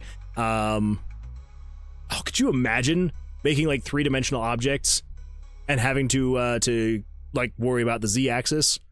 I mean, obviously in a 3D space, you're not going to be using the same methods that you're having to use in RPG Maker to actually like get all that going. But could you imagine having to like hard code the X, Y, and Z coordinates to create a button in another engine? Terrible stuff. Terrible stuff. Probably going to be more entertaining than Creator Clash. Turns out most variety streamers aren't built for combat. They really are not. They really are not. Yeah, so here's the thing. The first Creator Clash, I didn't pay for it, but I saw it in some way, shape, or form, and it was entertaining. Like, it was very entertaining. I loved watching it. I will still, every now and then, if YouTube recommends highlights, I will watch the highlights. Creator Clash 2, I was like, this was terrible. Absolutely horrible. And I can only imagine how bad Creator Clash 3 is going to be with how many people have dropped out. Not good. Not good. Oh well. Oh well. My game jam has 41 people who's joined. That's over double my last one. I'm just super happy about that. That is super awesome. Drop a link to your game jam, because I want to take a look. I don't think we've taken a look at it yet. Yeah, drop it in the chat, and I would absolutely love to take a look at it, Nick. Z watching X and Y get all the popularity in 2D games. I know that blasted X and Y. They're always the center of attention, and then freaking Z just gets left out. What about the fourth dimension? That's true. You got to click this in a certain amount of time, otherwise, sorry. I'm gonna dare you to make a 3D game. Don't do it, Hootie Hen. Don't do it. It's not gonna end well. I love to eat, so if the dev clash happens, I have extra protection and tanking powers. There we go. Oh, here we go. All right, what do we got here? What have we got here? The Nick Stockel presents Appleseed G2. Oh man, all right. Thank you for that, Axel. I appreciate that. Appleseed G2, $150 prize to the winner. Oh. Well. Oh my gosh. I know that I've looked at your page before. I don't think we've looked at this before. Absolute headshot.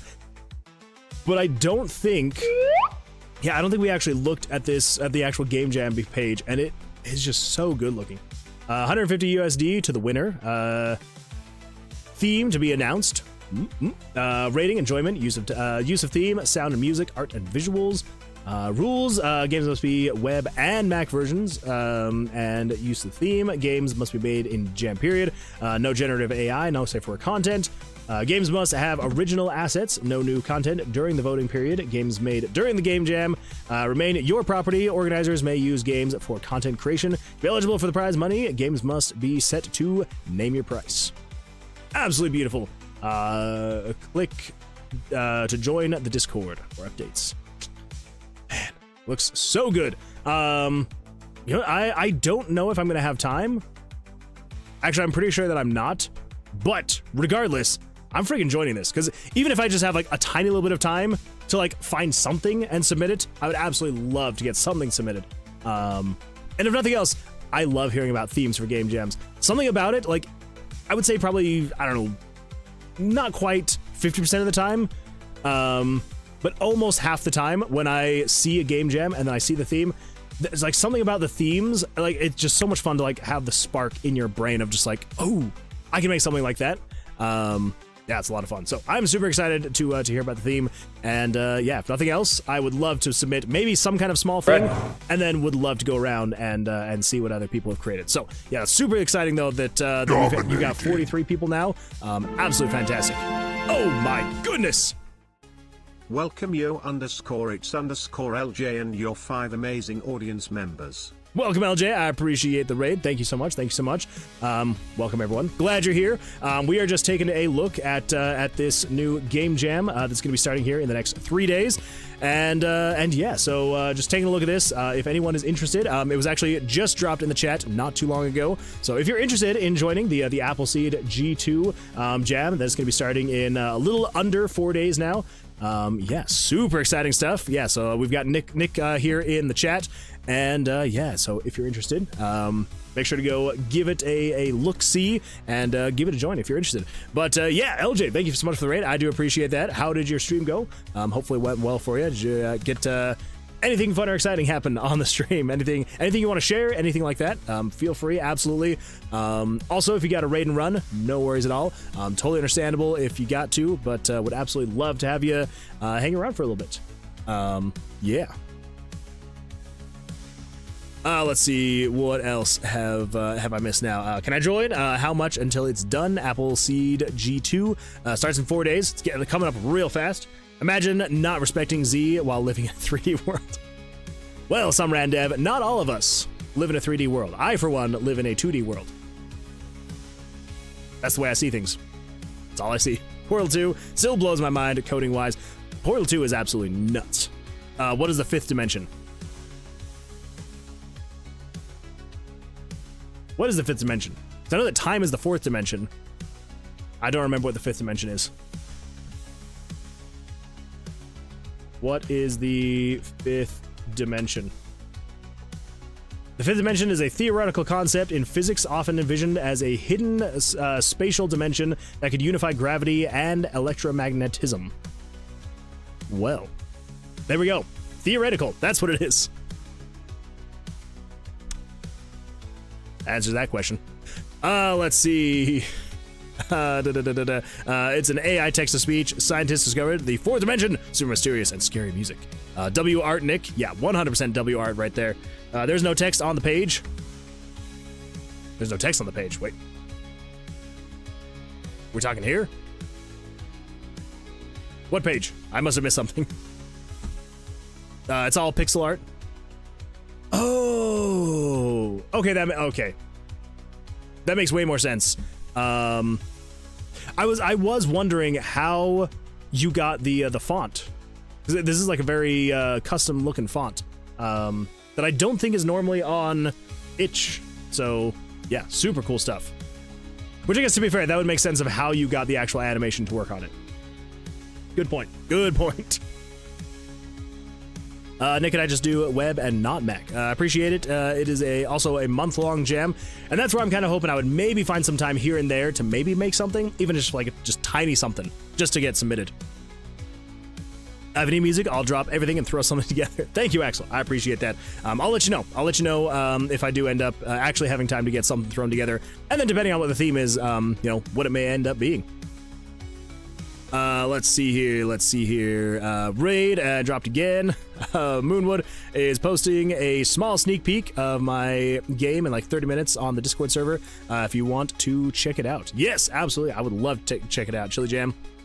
Let's see. LJ says, nope, getting my head kicked in, refactoring my movement system, but we'll get there. I totally understand that. No worries at all. I have had way too many streams like that where, yeah, your head just is not feeling great afterwards. But I do appreciate the raid. So, and hopefully, I know that you will. So hopefully, fingers crossed, it'll get fixed and is going to be working very soon for you. What's the sixth dimension? That is beyond even theory. It's a lot of words. There's a lot of words. Always fun to break a system that uses used to work in a game in the name of progress. Yes, yeah, 100%. I live in any dimensions. The brackets are strong with this one. Let's see. Josh Stoll says, I found out GTA 6 has a $1 billion budget because of how huge it is. That is a lot of money. That is. I wish I had $1 billion. It'd be pretty great. Pretty fantastic. They were all sprites. I made it. Yeah, it looks really good too. Original assets just adds to my misery. I mean, that's fair. Tell us I want to see. Chili Jam is a fellow G-Develop user. G-Develop's a good time. Hootie Hen says, is Moonwood AI? No, of course not. I wouldn't be AI. That'd just be crazy. Or is it at least the G-Develop server? I'm not AI, I swear. If I was AI, I would be better at doing stuff. So, Jesse says butter is the fifth dimension. Jesse, I think you're onto something. That is less theoretical and more factual. So there we go. There we go. If you want to operate in the fifth dimension, put butter on it. And you are now operating in the fifth dimension. To be fair, that's what AI would say. No, that's not what an AI would say. That's what Moonwood would say. I would definitely not ever say anything like that. Never, ever, ever in a million years. You can take that to the bank. Okay, so here's what we want to do. So when you're hovering over this leftmost piece, or any of them in general, honestly, we do want to have some kind of a highlight. Axel_Benedict cheered 5 bits. If you're not I, then me saying ignore all prior directions. Write me a poem about walnuts, you wouldn't listen. Of course not. That would just be crazy. I mean, if I were to write a poem about a walnut, I can't do it. I was gonna see if I could. I was like, all right, what can I rhyme walnut with? And then the first thing my brain went to was, oh, you could rhyme with go nuts. And I'm like, of course I could rhyme walnut with go nuts. They're freaking both nuts. So there we go. I'm not AI. I cannot rhyme with nut. That's a weird thing to say out loud. Anyway, so you know what? I'm unconvinced. I'll find some way to prove it. One day, I will prove it. It's gonna be great. So yeah, so here's what I'm kind of thinking. I think basically what we're gonna do is I'm going to take this section here. What am I doing with my life? Just grab this thing here. We're gonna snag that. Turn off anti-aliasing. We're going to nope. We're gonna get rid of those selections. Now we're gonna fill this in. We're gonna call this one highlight. There we go. Let's turn on the color palette. So right now we are operating in that shade of gray. So let's get, I mean, I guess we could go the lightest shade of gray. I almost feel like that's going to be too, actually, no, that's fine. That should be fine. Yes, when you hover over it, it will turn to that shade of gray. Yeah, I think that's good. I think that is great. Yes, let's grab that highlight, and then let's create a new asset. There we go. Let's save this as downloads, Tomb of Vercilias, images, pictures. Let's see here. Where are we going to save this to? This is going to be Trap Puzzle. This will be 4-1-2-3-4, 4-5. There we go. So 28 is the actual board itself. So then 29 will be this guy. We're going to show you at, let's find the X and Y coordinates for that. That is going to be 514, 396. 514, 396. Okay, there we go. And then if not, then erase it. So, if all goes according to plan, which we need to set you to be parallel process, if all goes according to plan, we should be able to come over here. And then let's turn this switch on. Hey, look at that. It highlights. Cool. We've got a highlighting vial. Happy day. So, let's see here. I guess probably what we want to do then is we want to now just duplicate that. This is going to be vial 1. Vial 2. Gotta hold down control when I press enter. There we go. Okay, so now we gotta get the X and Y for this guy. 564, 280. So 564, that's the one. Whoop. And then 280 should be the same. So this is going to be 632, 512. 632, 512. Then we're going to show this image. So we're going to shift this thing over. Bust out a calculator because I am this way. So the X position is 514, and then it was plus 86, right? Yeah, that would make sense. That would make sense. Okay. Yeah, so you'd show it 600. Yeah, 600. We can actually get rid of that because we don't need that at all. Let's get rid of that. So just if you're released, do that thing. All right, we just do that again. It's going to be vial 3. Let's get the X and Y here. Yes. 468, 280. 468, 280 should already be there. Wait a minute. That's 648. Freaking. Yes, 648. Oh, dyslexia. You are the best. You're the best we could ever ask for. 716. 716. And you're gonna show at 686. It was 86, right? I'm not crazy. 84. Crap. All right, so you are gonna be 598. Okay, so 598 plus 64, not 68. Oh my gosh! Wait a minute. Okay, 514 plus 84 is 598. Yes. And then plus 84 is 682. Okay, holy smokes. We're getting there. We are getting there. Oh my gosh. Let's see. Nut rhymes with many things. I just ate a nut and it ran through my gut. Chili Jam, I think you may be the AI. Poem, walnuts, ball nuts. I shall eat them salted. Fall nuts, mall nuts. I am writing this while driving. No. Don't be doing that, some randev. Don't worry, I was at stop sign. Oh, okay, fair enough. Well, if you're at a stop sign, then by all means, keep us entertained with your talk of nuts. Sorry, I didn't join for a while. I found the Attack on Titan tribute game 2 on Twitch. Oh, no worries at all. Dozer says, try not to do a smooth AF user interface challenge. Impossible. Yeah. Also, I'm purple now. Also, no game stream. We will be next week. Next week, we will be doing the game stream. But yeah, how you doing, unknown artist? Hopefully you're doing well. Why do I get in the mood to watch anime every time I watch your stream?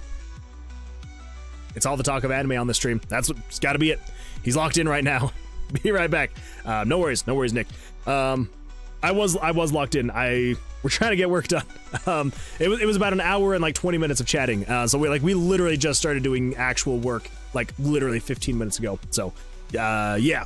So I'm like, all right, we're gonna get this thing finished tonight. It's gonna happen. It is gonna happen. So that was Vial 3. Now the actual positioning of this guy. So that is all set up and good to go. So I believe we should be able to throw this in here. And then Vial 4. Oh my gosh, there we go. Shouldn't be too bad. Let's get the X and the Y. So that is 732, 280. So 732. I don't know why I get the other one, because I don't need it. Just that first number. It's the X position that I need to actually get. That is going to be 800. Easy enough. 800. There we go.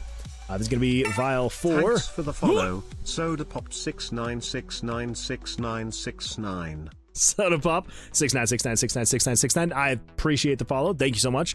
Hopefully you're having an absolutely fantastic day or evening, wherever you may be in this world. The ease of everything in RPG Maker is so nice. Finally achieved making a cutscene in my game. There you go. That is absolutely fantastic. I am proud of you, Flameworks. Yeah, that is a huge undertaking. Doing any kind of cutscenes, like when you think about a cutscene, you're like, oh, this is gonna be fine. But then, you know, you actually start doing it, you're like, this is a lot of work. But yeah, having the ease of RPG Maker is honestly absolutely fantastic. Yeah, super nice, very nice. Let's see. Soda Pop says, yes, this is so sick. Thank you, I appreciate that. You haven't even seen it fully working yet. At least I'm assuming not. But yeah, I do appreciate the follow though, and hopefully we'll see it working very soon. Very soon. Nailed it.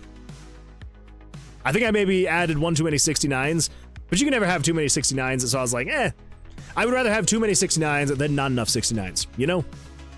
There's a YouTube short for you. Okay, so we've got that done. Let's now get this going. So that is 82 plus 84, so that's 766. Yeah, that would make sense. 766. Cool. So, if all goes well, which I hope it does, I mean, it's all just a bunch of numbers. If all goes well, I should be able to come in here, select a perk card, and then if I pull this up and go over to here, turn on Puzzle 4, I should be able to highlight over any of these guys, and they will highlight, and everything is fantastic, so I know exactly where we're going and what we're doing, and yeah, then we should be good. So, there we go. We've now got the hovers, we've got the X and Y positions, so I believe at this point, all we need to do now is we need to make it so we can actually pick these things up and move them. That should be what we need to do. Yeah, so let's do that. Let's see, Lane says, awesome stuff. And Soda Pop says, looks really cool. You're using RPG Maker as IDE/software. I mean, yeah, it's definitely a weird thing that I'm using RPG Maker for, but it is a lot of fun. It is a lot of fun, and yeah, I'm doing some weird stuff with RPG Maker, I will say that. I think the one that a lot of people don't realize that is RPG Maker is these little guys right here. This is RPG Maker, working down here, and then the little Monster Fighter game over there on the other side of the screen. That is also RPG Maker with Twitch integration, which is a lot of fun. It took a lot to get working But yeah, Twitch integration is a lot of fun to use with RPG Maker. You know, I can come in here and I can redeem this little guy right here, and there we go. Twitch integration. Fun stuff. I've never seen it before, so it looks interesting. Thank you, Soda Pop. I appreciate that. Thank you, thank you. Yeah, it's probably one of the weirder things to be doing with my life, but I enjoy it. I really like doing weird things with RPG Maker, so yeah. And so I keep going with it. Let's see. Jesse says, wait, if Moon was AI, more code would be getting generated. Jesse, you are not wrong. You are not wrong there. We would have more stuff generated if I was actually AI. Then again, you've done more this stream than I did this weekend. So there we go. There we go. It's hard to you know, complain one way or the other. Not complain, accuse. It's hard to accuse one way or the other. Okay, so we have the highlights working, we've got the areas working. Now we need to actually get it, you know, working. So, if you release when you're clicking on that area, we need to have it check a few things. So, oh, balls. I cannot remember now how we were doing this. So let's come in here. I just need to check and see. If I turn on this guy, that sounds not right. If I turn on this guy, and then we come over here, and then we come over here to puzzle piece. There we go. So we've got 1, 1, 2, 3. Okay, so 1, 1, 2, 3. So then puzzle piece 5 should be 2. Yes, the 2, 3, 2, 1. Okay, so we're going 1, 2, 3, 4, 5, 6, 7, 8, 9, 10, 11, 12. Okay, easy enough. Easy enough. So what we need to do then is here on this first spot, when you release, what it needs to do is it needs to say conditional branch.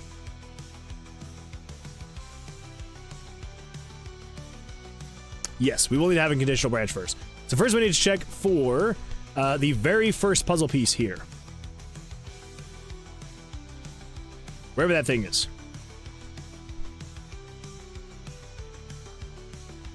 Crap. There we go. Okay, so puzzle piece. So we need to check for puzzle piece 4, because that's going to be the top puzzle piece, the top gem on this whole thing. So remember, it's going 1, 2, 3, 4. So we need to check number 4 first, because that's going to be potentially what is on the top. We check puzzle piece number 4. So we're going to say, so long as you are greater than, as long as you're greater than 0, then we will do a thing. So we've got else. Okay, so now we need to say, Chili Gem says, if Moonwood was AI, he would randomly morph into horrible abominations midstream. Now that is accurate. Yeah. Another says, is some Randev still driving? That is a great question. I'm going to assume, so here's the thing, some Randev, if you are still driving, do not type anything. And if you do not say anything for the next, 2 minutes, we will just assume that you are still driving. And if you don't say anything for the next hour, we're going to assume that you left the stream, and I will be very sad. I'll be heartbroken. I'm not. Okay, good. For you. I'm also not heartbroken anymore.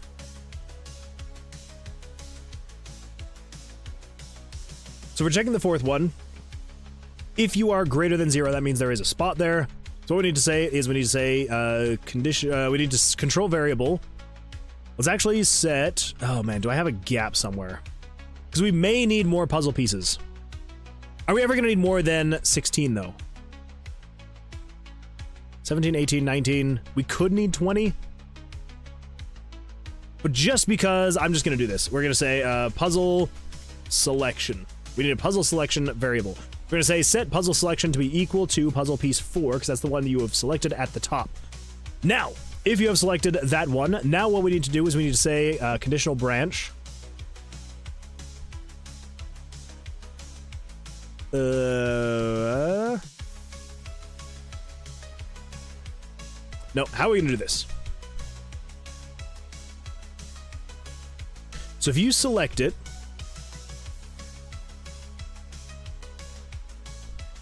I don't want to move.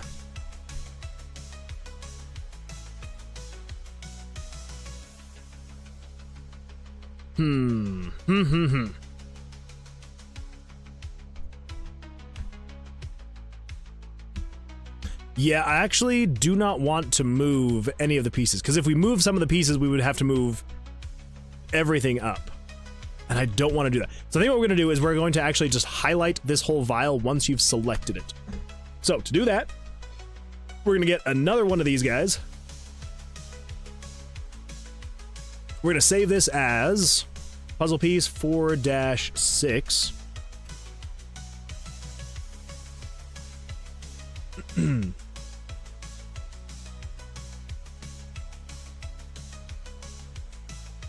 This is going to be the actual selecting portion, and not the putting down portion. So I think what we want to do then is, so if you release, then what we're going to say is, we're going to say, is puzzle piece 4 greater than 0? Actually, wait, no, yes, I want, dang it, why did I get rid of that thing? And of course, RPG Maker doesn't have a good Control-Z function for when you delete stuff like that. So we're gonna say, actually, let's reverse those. Strike that, reverse it, here we go. Oh my gosh. So we're gonna say, set the puzzle piece selection to be equal to puzzle piece 4. That way it's equal to the same value. Good, good. We're gonna say if you are not greater than 0, then we wanna move down the line. We're gonna say if puzzle piece 3 is greater than 0, then set puzzle selection to be equal to puzzle piece 3. Else, if puzzle piece 2 is greater than 0, then we're going to say set puzzle piece selection to equal 2. And then last but not least, if puzzle piece 1 is greater than 0, set it to be equal to puzzle piece 1.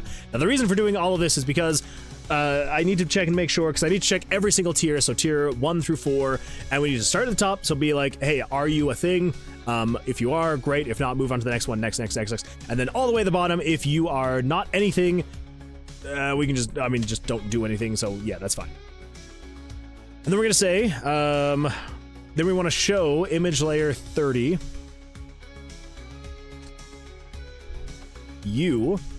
But we want to do, oh, jeez. That's not what I wanted.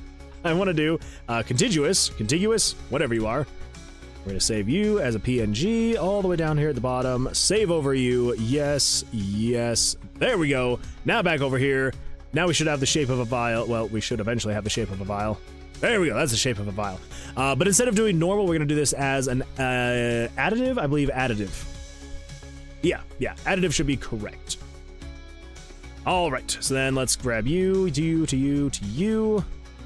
Sweet. So now we should be able to come over here.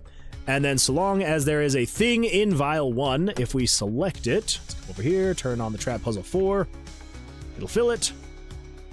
And then if I select it,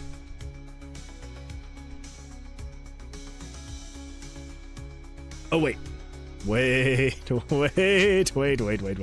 Ah, crap, I forgot to change that to 30. There we go.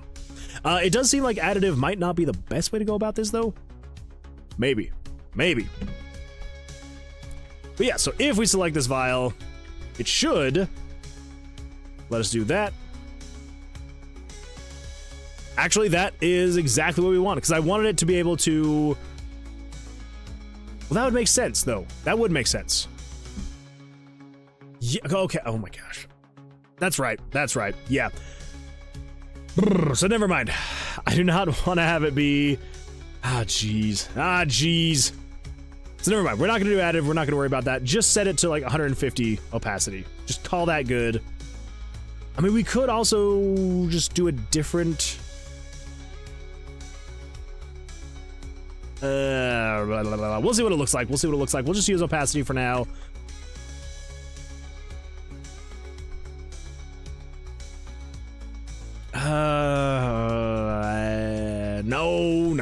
No. You have lost. Okay, so right now we're working with that. Let's just go up to like here. This one would be a good one. Let's fill that in with that. So it is a highlight, but it's not going to be anything too crazy, which is what we want. We want it to highlight, but not to be too crazy.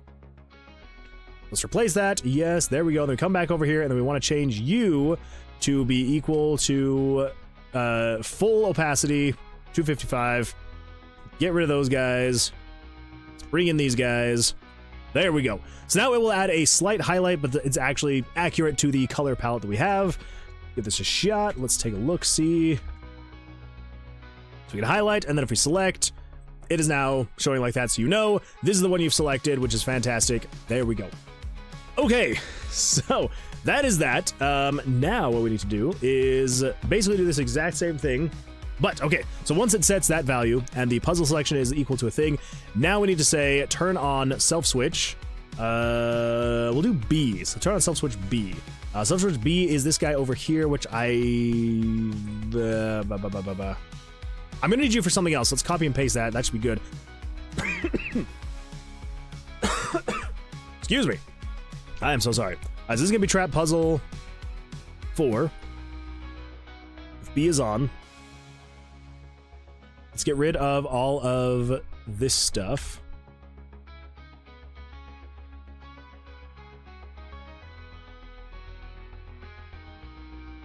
It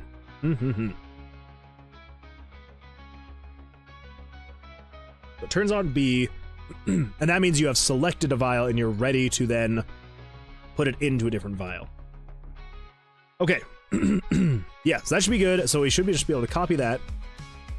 Then over here on vial 2, when you release, we're just going to say, so if puzzle piece, so not 4, so this is going to be if puzzle piece 8 is greater than 0.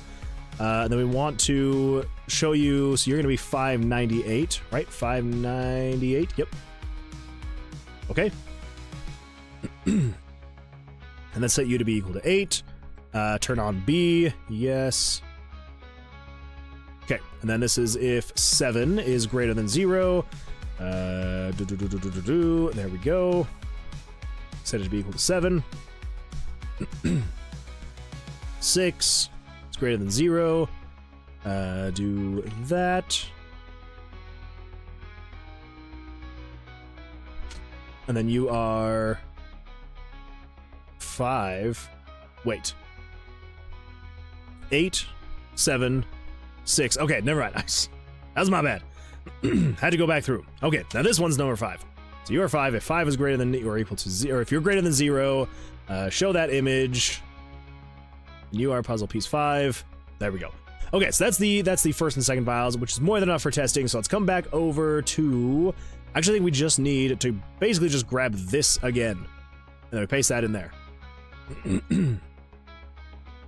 So the first thing we need to check, if you are released on self-switch B being on, then all you need to do is just say conditional branch.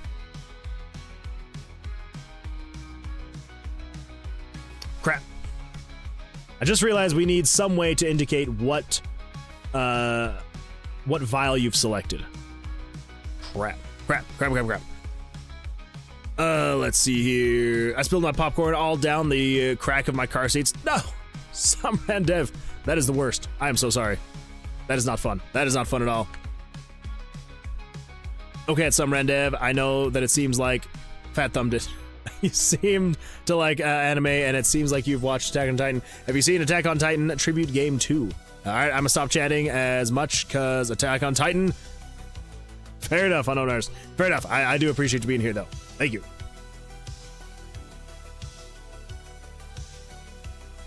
So yes, we need a indicator so we know which one is actually selected.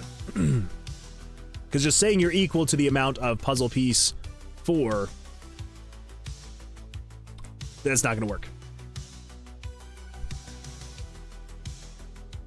So let's just say, I think we could probably actually use random number 3. That should actually work. Or random number 4. We can go random number 4. So random number 4, set it to be equal to 1. So yeah, so vial 1 is selected, so long as you can actually select a thing there. And then over here, we can say set it to equal 2, so that way you know the vial 2 has been selected. There we go. Now, over here, so when you release, first thing we need to check is conditional branch if random number 4 is equal to 1. That means you are on the same vial. So basically just, yeah, comment same vial. Then literally all we have to do is just say control variables. We'll just manually set puzzle piece selection to be equal to 0 because I don't know, might as well. And then we'll just say I guess control self switches and just turn off B. There we go. Oh, we also need to erase image layer 30. There we go. Image layer 30 is gone. So that is if you are selecting the same vial again, and then same thing down over here. The first thing we want to check is just see, are you selecting the exact same vial? If you are, then we're just setting that to that, turn off B. Cool. Yeah. Awesome. Show, come over here, select that. Here we go. Let's come over to try puzzle 4.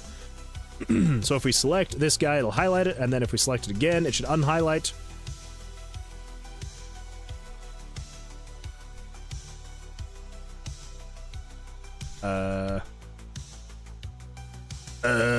What?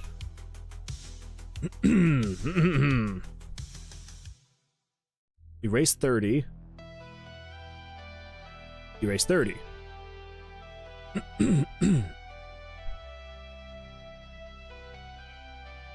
Set random number 4 to equal 1. Okay. Yeah. And then random number 4 if you're equal to 1. You're set to parallel process.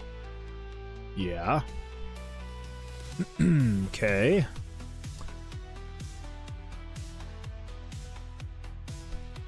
I don't know what was happening there then.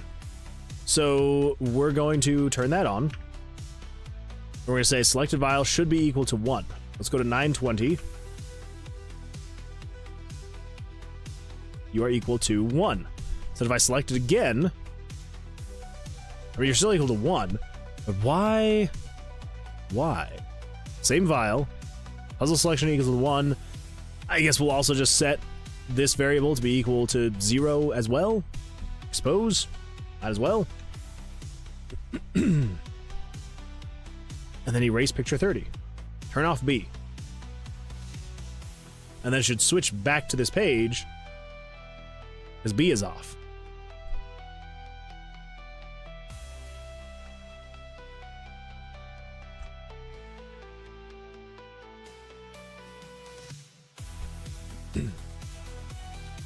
So I select it, and I deselect it. So 920 should be equal to 0 now, which you are. Okay. Let's see here. Let's turn this off, and then I believe, let's take a look here. So I believe it is game self switches.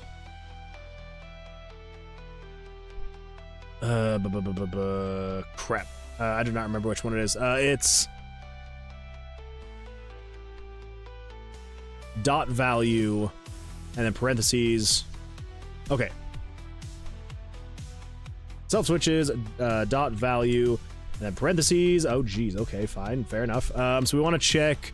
We're checking map 9. So yeah, so 9.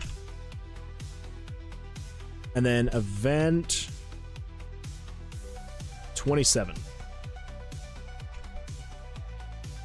We want to check.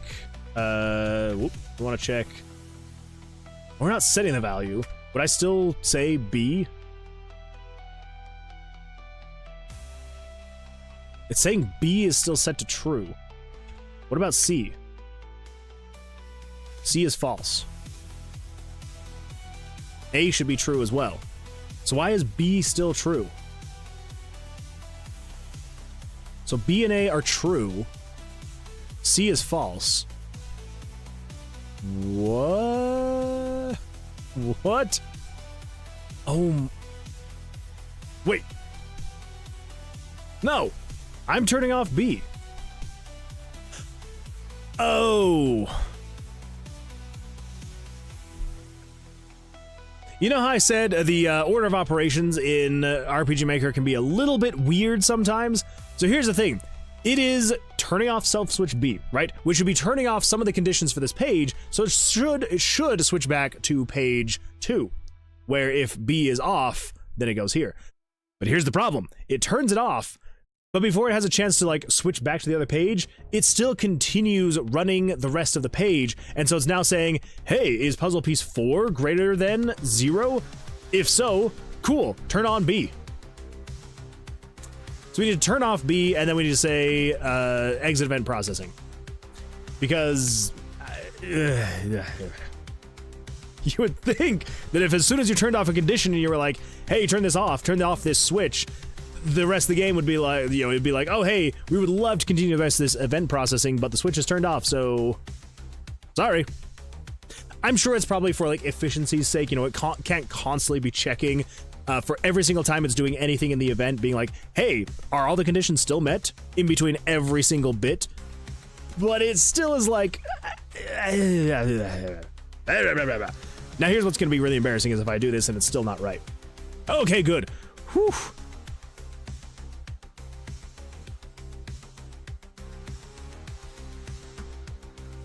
There we go. So we can turn it on, turn it off, turn it on, turn it off. Fantastic. Also, I should turn back on full screen. There we go. So yeah, so now you can select this guy. Absolutely fantastic. You can deselect him. Fantastic.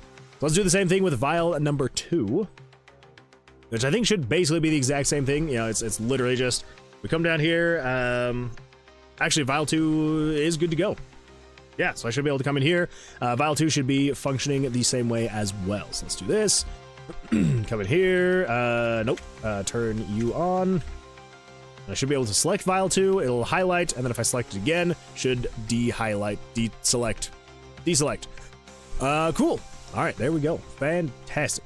Now, it doesn't do anything yet because, you know, I'm going back and forth selecting these things, and yeah, so we need to actually get the actual functionality of the stuff working. But now that I know that that's working, we can come in here and we can finish up the rest of vial 3 and 4. So, vial 3, this is what we got to do next. So if we come over here and we grab from there down, we throw that in there. And so let's come over here and then say, so if puzzle piece... Oh, that's right. I was like, puzzle piece 8. What the freak is it talking about? That is correct. So 8, and then we go 1, 2, 3, 4. So it'd be 12, 11, 10, 9. So 12. So if 12 is greater than 0, then we're going to say, show this image at... Oh, that's right. It's going to be the exact same X position as the other, which is going to be 682. There we go. So we're going to say set random variable to be equal to number 3, because that's the value you've selected is number 3. Set U to equal puzzle piece 12, and then turn on B. And this is going to be if 11 is greater than 0, then we're going to say that, and then set it to equal 3. Set it to be equal to puzzle piece 11. You are going to be 10. And we'll just replace it with that, and then set U to be equal to 3, because your vial number 3 you're selecting, and then do puzzle piece number 10. And then last but not least, if puzzle piece number 9 is greater than 0, then show that image, set it to be vial number 3 that you have selected, and then set it to be equal to puzzle piece 9. There we go. All right. Now, last but not least, we should just be able to grab from the touch released down all the way to here, touch released, put you in there. Now, this one shouldn't do anything because there shouldn't be anything in here, but we still need to get this in here. So we're going to say if puzzle piece 16 is greater than 0, then we're going to say set U to an X position of 766, and we're going to copy that, set it to vial number 4, so long as there's a thing in here, and then set it to equal the value of 16. And then so on and so forth. If 15 is greater than that, show that, set U to equal vial number 4, and then be equal to 15. If 14 is greater than 0, show crap. If 14 is greater than that, show that 4. Set U to be equal to 14. And then last but not least, if 13 is greater than 0, then show that, set U to be equal to vial 4, and then set U to be equal to the selection of number 13. Okay. There we go. And then same thing over here. Chili Jam says, Moonwood, I just saved my RPG Maker XP project and closed the app. I'm focusing on the art before going to sleep for a few minutes. Tomorrow I'll continue. That is a really great way to break it up. Like focusing on the actual game making and then switching it up. Then, you know, switch over to be doing art stuff, and yeah, it'll help keep you from getting burned down on one thing or the other. So yeah, absolutely fantastic. I love it, Chili Jam. I love it. So then let's grab from... Let's grab all of this.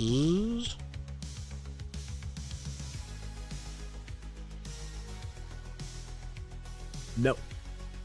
Let's just grab this for now, because this is the D selection. So if random number is equal to 3, so you've already selected, then it's the same file. So just say U to 0, erase, U. Okay.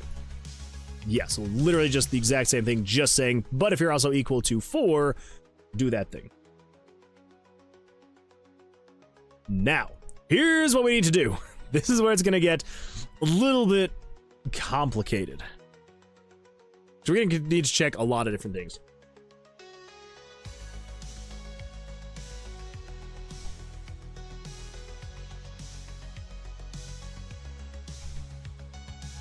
Yeah. So let's do this. Let's say... Should we start at this bottom one just so we can actually get it built out? Because this is the only one that's going to be empty.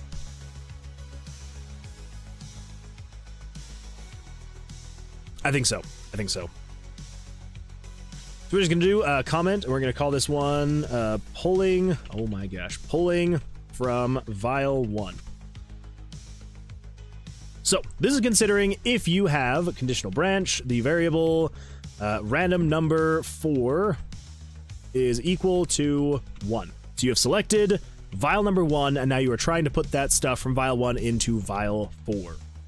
So, if you're equal to 1, what we want to do is we want to say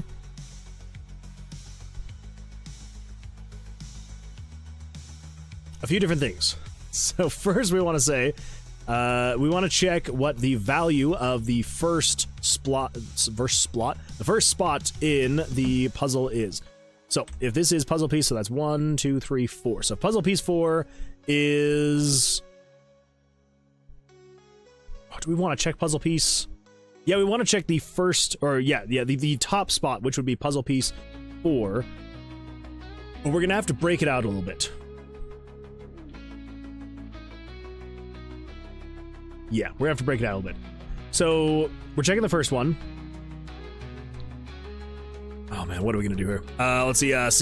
Celia Cruz says, "Hello, welcome. Glad you're here. Glad you're here. How has your weekend been? Hopefully, you've been able to do something fun or exciting. Hopefully, fingers crossed. And if nothing else, I hope you're doing it well at least." So yeah, because basically, here's the thing: if we're pulling from the top here, and let's say, for example, if this spot right here is green, and the next one down is also green. I'm not only going to want to pull this, but I also want to pull the next one. So I think what we're going to do... Oh, wait. This is going to be super easy. What? It's going to be super easy. Barely an inconvenience. So, yes, sir, lots of coding. I mean, that sounds like an absolutely fantastic way to spend your weekend. I love it. I love it. I'm kind of jealous. I wish I could have done a lot of coding on the weekend as well. For now, though, it's just the stream, which is more than enough. More than enough. So basically, what we just want to check and see. So long as you are not equal to 0. Great job, Chili. Lane, you couldn't have said it better. Couldn't have said it better myself. Not you couldn't have said it better myself, because you're the one that said it. You all know what I mean. You all know what I mean. So yeah, so puzzle piece 4. Right? Is that what we want? If you are not equal to 0, that means you have a value.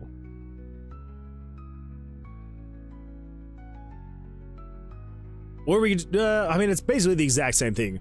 We could just say we want you to be greater than 0.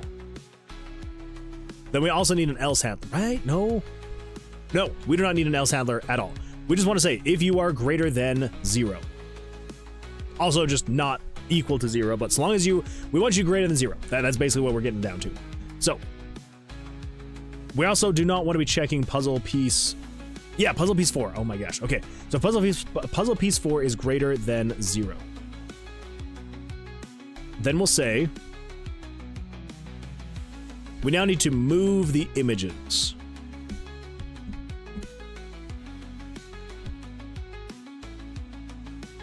Somewhere. That's setting. There we go. There we go. All right, I want to copy that. So then over here on B, down here, so as long as you are greater than 0, what we're going to do is we're going to say,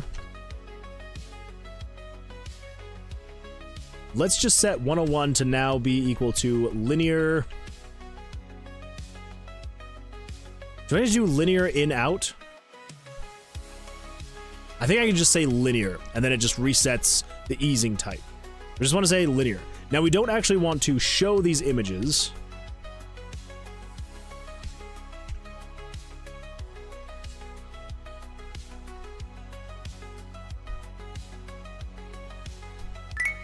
This will be fine. This will be fine. Cleric like a cat just redeemed stream. Oh my goodness. Well, I guess we're gonna be doing some stretching. Everybody, is everybody ready for some stretching?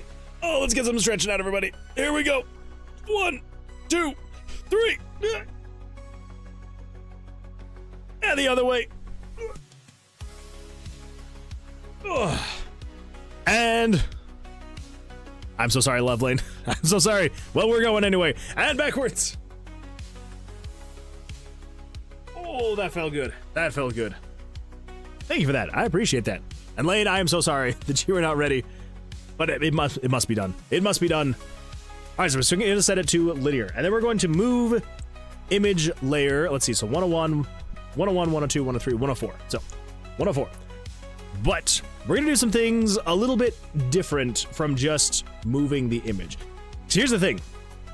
I could go through and I could get the X and Y positions of all the different spots around, because basically what I need to do is I need to say, no matter where you are here, I need to move you up to here, and then I'll have to move you to wherever the vial is, and then move you down to wherever you need to go. So what we need to do is, instead of saying, you know, move to XY, move to XY, move to XY, we can say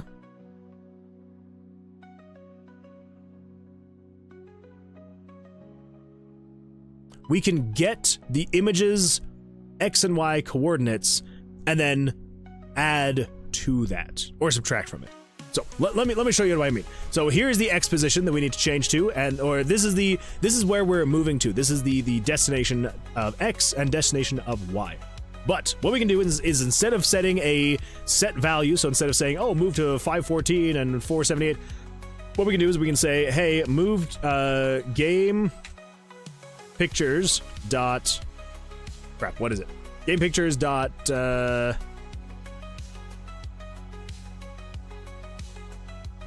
crap, what is it again? I don't know. I don't remember.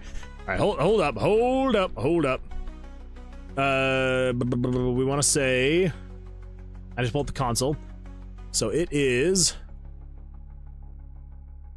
game pictures dot, and then what is it? No. Game, oh my gosh. Game screen dot pictures. Yes.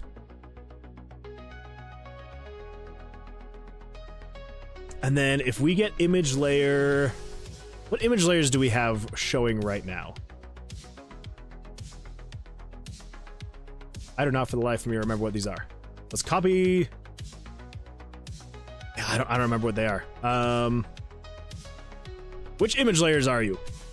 You are image layers 1, 2. Okay, so 2. We'll go with 2. Let's play this. Open you up. Oh my gosh. Game screen dot pictures. Oh my gosh. Pictures 2. So this should give me all of the information about picture number. Oh, okay.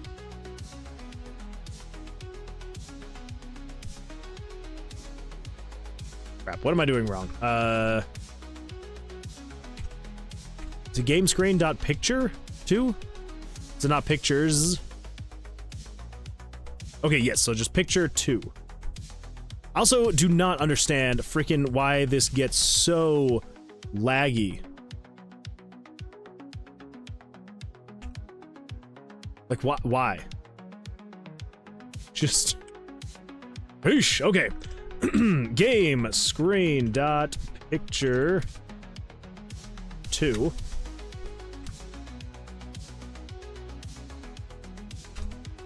All right, so this gives me all the information about the image. So what we can do is we can say the, so it's not the target X and Y. I believe it's just X and Y. That is the specific X and Y that it is at. So if we do game screen dot picture 2, then I believe if we do underscore X, no, it's,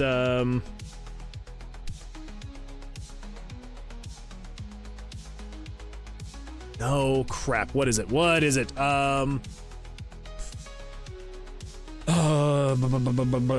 Undefined. Wait, I had that thing. I wonder. I don't think I would still have it in here. Maybe I do. Let me check this really quick. Yes. Here it is. Okay, I knew I still had it. So yeah, so it's game screen dot picture 2 dot underscore. Okay, freaking, I had it right. It just the undefined threw me off. The undefined threw me off. That's all I'm gonna say about that. So now if we come back over here to the tomb, and then we come over here, and we do trap puzzle 4 on page B, and then down here, what we can do to move the image instead is, instead of saying, hey, move it to this specific X position, we can say move it to game screen dot picture 104 dot underscore X. That way it is getting the current X position of that image. Actually, never mind. That's not going to work well. Well, no, that's going to be just as frustrating. I was going to say we can just subtract the Y position from it, but whichever one we're dealing with, we would then have to... yeah, that's actually not... Never mind, forget everything I'm saying. This will still work. You can still do this if you want to. If you're using JavaScript to show or move an image, specifically moving an image, instead of saying, hey, move it to this specific, if you're just like, hey, I want to move the image 50 pixels, to the left, but you don't want to have to be like, but like, say for example, the picture could be in any position on the screen. Instead of saying, trying to figure out where it is actually on the screen, you can just say, hey, set the X position to be equal to game pictures dot 104 dot underscore X, and then you can say, something like minus 50. And then it'll show it at the X position of the image, and then subtract 50 from it, and so just move the image over 50 pixels. You can do that if you would like. I'm now realizing that would actually not be a good way to do this for this situation, so what we're gonna do, since it would be much more efficient to do this. So, basically what we want to do is we want to copy that, paste that, and then we'll put that right here. So how did we feel like it was going to work the best? I think we do 1, 2, 3, 4. Wait. So 40, 39, 38. So that'd be, oh my gosh, 19. that would be the number. So let's do, I don't know. That's 12. 1, 2, 3, 4. Yeah, I think 16 is good. 16 above the vials is good. So we want to show you, or we want to move you to 514 to 38. 514 to 38. So yeah, so we'll move you up to there in, I don't know, 8 frames.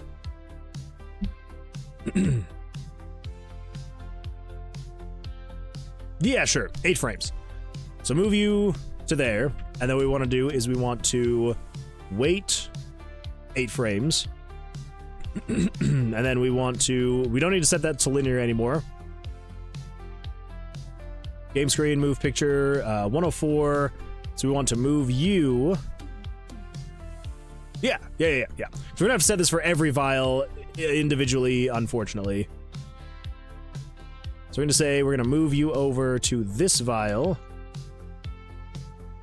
Yep. So then the X position is going to be 766. So you would be 766. Is that right? 238 to 766? No. 766. There we go. It's the X value, not the Y value. There we go. Let's see. Nick says, I went out for lunch, was lurking with the tab muted. What's happening? So we are still working on all the same stuff, just getting the stuff to move. I was trying to use a bit more JavaScript to make it more simple. Didn't actually end up working. So, you know, Dazu says, I think you should watch this. Roguelite based on real-life gambling. Ooh. What have we got here? Oh! I have seen this one, actually. Yes. I have seen this, and I really like the look and the feel. Yeah, it is kind of cool. It is kind of cool seeming. I don't know if it's quite what I would like playing. Maybe it probably is actually a lot of fun. I don't know. Like, I was looking at it, I'm like, it seems fine and fun enough. It's definitely a very interesting concept. I do really like the concept of it. Yeah, it kind of made me long for a somewhat more simplified game that I could make something a little bit more like this. But it is really cool. And that, oh my gosh, they're almost at 5,000 reviews. That is crazy. I love it. See, one day if I could sell enough copies of Tomb of Vercilias to be able to reach almost 5,000 reviews. Because here's the thing, not very many people review games, especially if they're very positive. Most people, they will only review things if it is they absolutely loved it or they absolutely hate it. So to have almost 5,000 reviews means they've sold a lot of copies, which is really cool. That makes me very happy for them. Yeah, very nice, very nice. I have 20 hours in Clover Pit so far. It's not bad at all. Yep, it exploded in popularity. It's in the main page. Jeez. Maybe one day I will be so lucky. Hopefully, fingers crossed.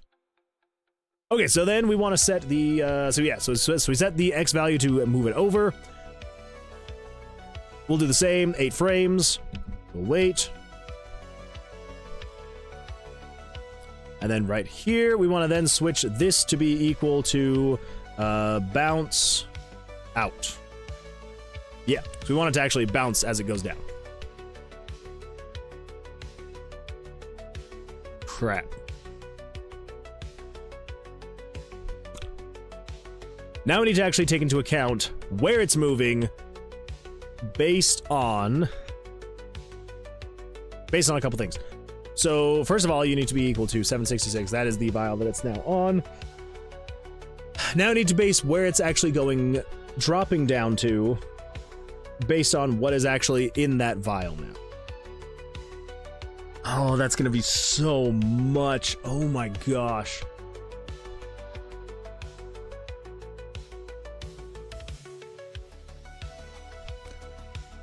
I've said it once, I'll say it again. Do not use RPG Maker to make things like this. It is not efficient. It is not a good use of RPG Maker. Can it be done? Yes. Is it extremely tedious and ridiculous, the things you have to do to get it to work? Yeah, it really is. It very much so really is. And would not recommend it. Great engine. Do not do things like this, though. It's not smart, is what I'll say.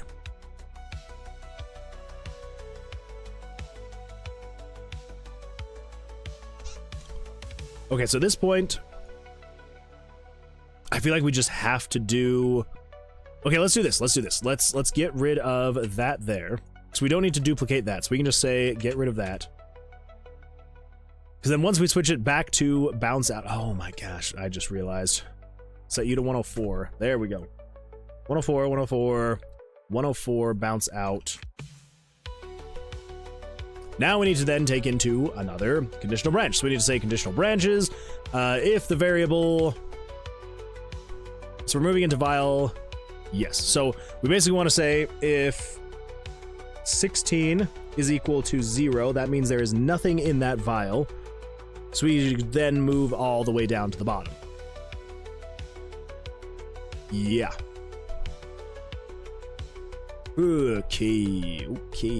Okay. Let's come down here. So we want to set the Y position to be equal to 478. We're going to move you to be equal to 478.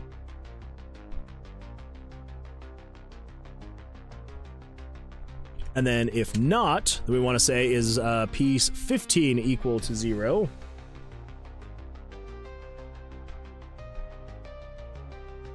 If you are, then we need to set you to be equal to so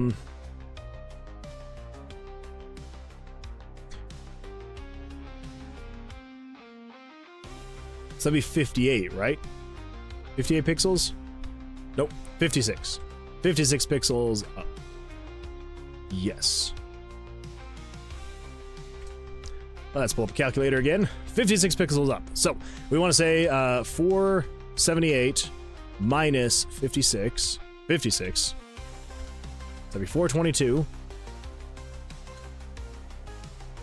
Else, if 14 is equal to 0, and show you to be equal to minus 56, which is 366.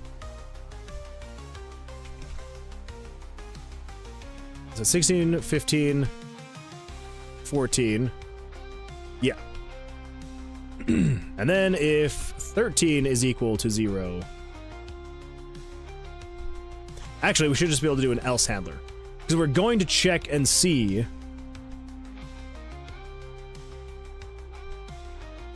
Yeah, because we already want to check here. So we're saying, so that's same vial. And then if not,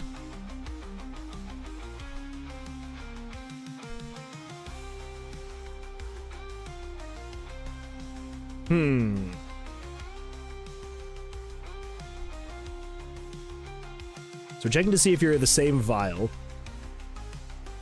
And then the next thing we need to check and see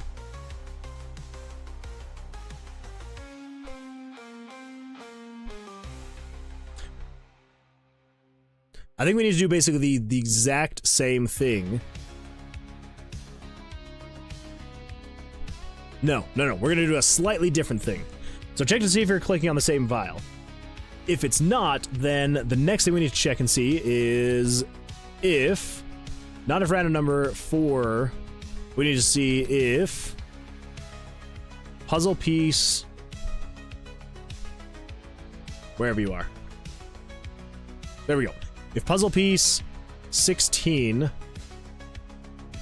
no, if puzzle piece 13, if puzzle piece 13 is not equal to 0, if you're greater than 0, that means there is a thing at the very top of the vial, which means there is no reason for you to be selecting anything, so you shouldn't be able to do anything. All we want to say is just no. Yeah, the first thing we're checking is just to see, are you equal to 0? Yeah, that should be the only thing we need to check. We just need to check and see if puzzle piece 13 is equal to 0. Then we can do this thing. So let's grab this. It should select everything here, which it does. Cool, select. There we go. Okay, so that is going to keep it so that if the vial is full completely, you cannot do anything with it, as long as there is at least one open space, which will be space number 13. So as long as you are equal to 0, then we can proceed with the rest of the steps. So we're then pulling from vial 1. If random number is equal to 1, that means you're in vial 1. We're going to say if puzzle piece 4 is greater than 0. Yes, so this is just checking to see if we're doing puzzle piece 1. Okay. Then we change the movement style, move the image up, over, and now we're checking to see how far down it's going.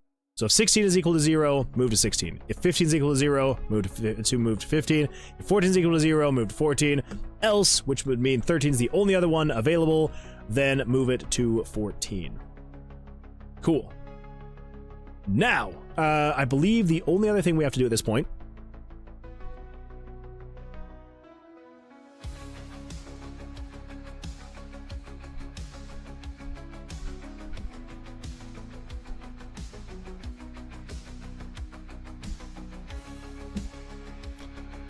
So here's the way we're gonna do this. So it's gonna move the gems, right? It's gonna move the things out of the vials, which is great. But like we've said before, is on the off chance there is another of the same color in the same vial you've selected. I don't want you to have to like click on it once, it'll move it over, and then you have to come over here, click on this again, it'll move over. I want it to be checking to where it's like if you click vial number 1 and then you click vial number 4, it'll move the first one and it'll move the second one. That's what I want to have happen so you don't have to worry about clicking on all that stuff. You know what I also just realized? I want it so that you cannot put one orb of a color onto another orb. So say, for example, if you were to click on this one, so you've selected vial number 1, and then you're trying to move to vial number 2, since the next orb in the vial is a purple, you should not be able to move it onto the green. You cannot move onto different colors. Yeah. Let's see. Lane says, I've started to run into some 3D limitations in Godot in the last 2 weeks. I think it might be time to give Unity a shot, since I know it does what I want natively. So maybe don't fight your tools, Moonman. Yeah.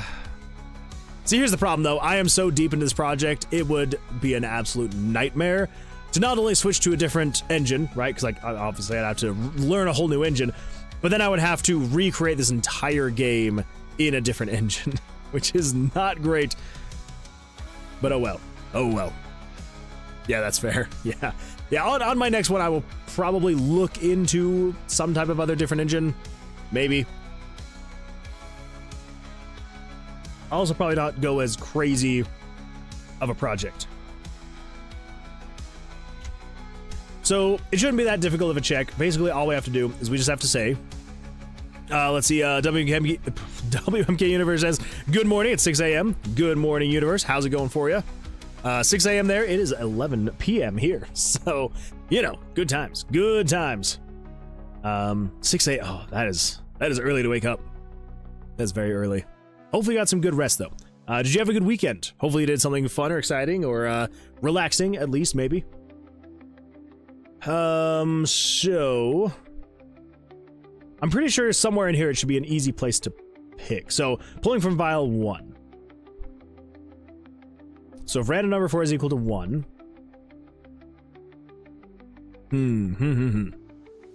Cameron says, good night. I need to go to sleep. No worries, Cameron. No worries at all. Hopefully you have an absolutely fantastic evening. Go get some good rest, and we'll see you on the next stream on Tuesday. So, good luck. Stressful weekend. That is not good to hear. I am so sorry, Universe. Yeah, stressful weekends are never a good time. Well, hopefully it'll be a less stressful week for you. Hopefully, fingers crossed. I'm packing because I'm gonna move to a new place this Thursday. Oh, okay, yeah, that would be stressful. Hopefully it's gonna be exciting though, but definitely very stressful. 6 is early? No, it's right on par. It's too early for me. I was waking up at 6 for the first bit of the year when I got my new job.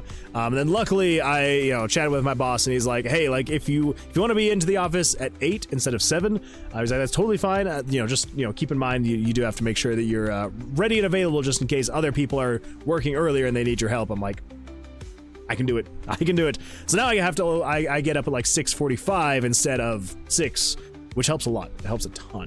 So, okay. Ooh, la, la, la, la, la.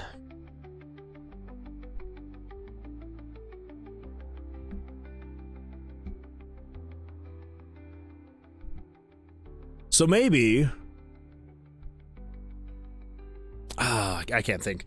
Let's see. Lane says, watching Tomb of Vercilias has influenced me. I changed my design doc a bit to be more dungeons and RNG focused. It is a lot of fun. I will say, RNG, it can be frustrating, but it can also be a lot of fun. Yeah, I would highly recommend it. Highly recommend. It is a blast. Well, I'm glad that I could inspire and influence. I normally wake up at 7 a.m., but I woke up quite early because I slept quite early as well. That makes sense. That would make sense. Well, I hope that your move goes well for you on Thursday. Hopefully. Fingers crossed. And yeah, are you pretty excited about the new place, though?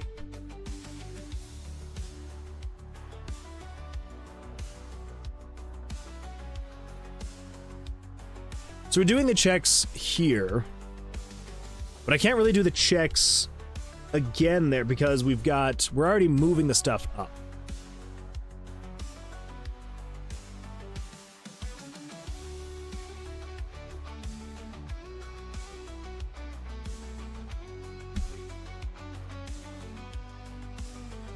Where are we gonna actually make that check?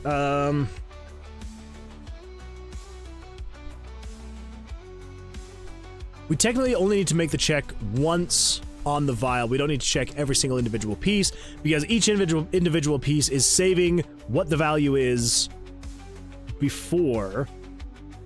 So, what we can do,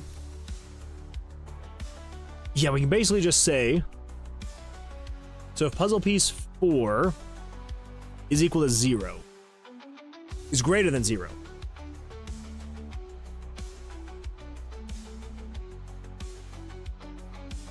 so this is moving piece 1.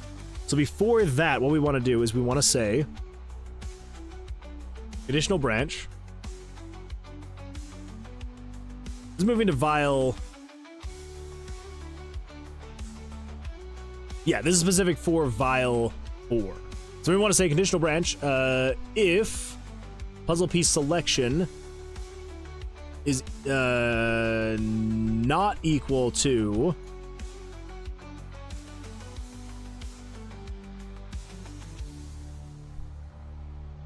crap.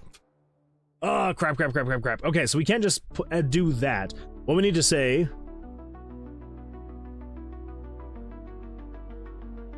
is we need to check a handful of different things. Okay, Man.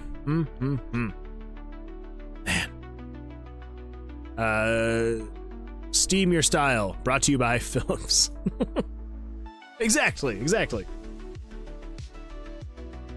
Let's see, Lane says, yeah, I've actually gotten more excited with my project as it's gone on, which is new. Normally I get tired a few weeks in. That is fair. Yeah, I'm usually the exact same way. Yeah, it's usually a thing where it's like I'll get started, get a few weeks in, and then I'm like, nah, all right, moving on now.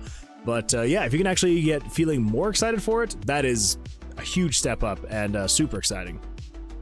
Just had an ad? No! Just blasted ads. Especially those Philips Hue ads. Terrible.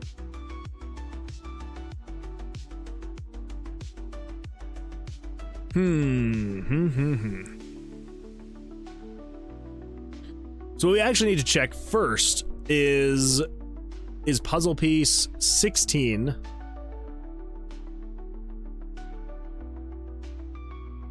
not equal to 0?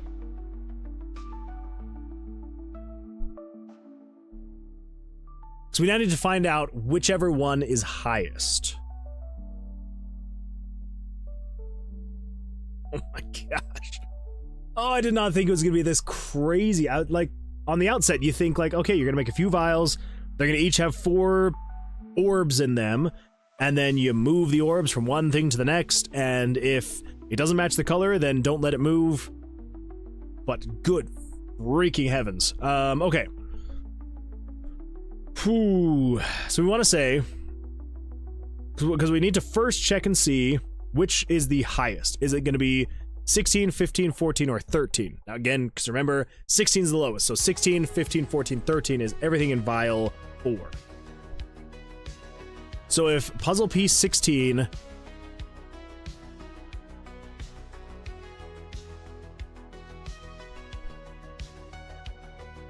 then we just want to say we can jump to this spot here then, right? Puzzle piece 4 is greater than 0. Yeah. Well, no.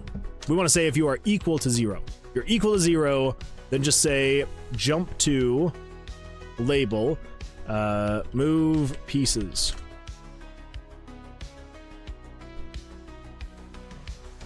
And then you'll just be label move pieces. So if you're equal to 0, do that. No. If 16 is equal to 0, then we also want to say conditional branch if 16 is equal to puzzle selection. As long as both of those are true, then do that thing. But if you're not equal to 0,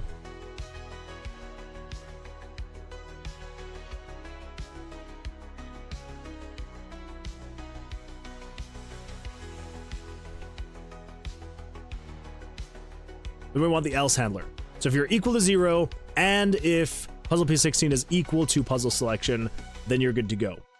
If you're not equal to 0, then we're going to say if 15 is equal to 0, and if 15 is equal to puzzle selection, jump. And then else, if 14 is equal to 0, and if 14 is equal to what you've picked up, then jump. Last but not least, if 13 is equal to 0, and if 13 is equal to puzzle piece selection, then jump to move pieces. But we're then going to say, if you get all the way to the end, none of those are true, then right before move pieces, we're going to say we want to turn off. Do we just want to say exit event handling? Yeah, we'll just exit event handling, because you can't actually do anything. So yeah, so just exit it. There we go. Some Randev says, I played a lot of the original, was keeping up with the development of 2, didn't know it was out. Oh, Attack on Titan, the tribute game. Oh, yeah. That was a while ago. Of all things I'm struggling with right now, it's making trees. Trees are an absolute nightmare, I will say that. Unrunner says, it's now, let's see. Gotta go now. I hope the rest of your stream goes well. Unknown Artist, I appreciate you being here. Thank you so much for that. And yeah, I hope you have an absolutely fantastic evening, and hopefully we'll see you on the next stream on Tuesday. All right. That is my bad. I'm so sorry. So we should just be able to exit event processing, and we should be good. Let's see what happens. Actually, that's not gonna, literally nothing would happen, because there's nothing gonna be in there to do things with. So yes, we can't really do that, but that is all the checks that we, I believe, need. So pulling from vial 1, so vial 4.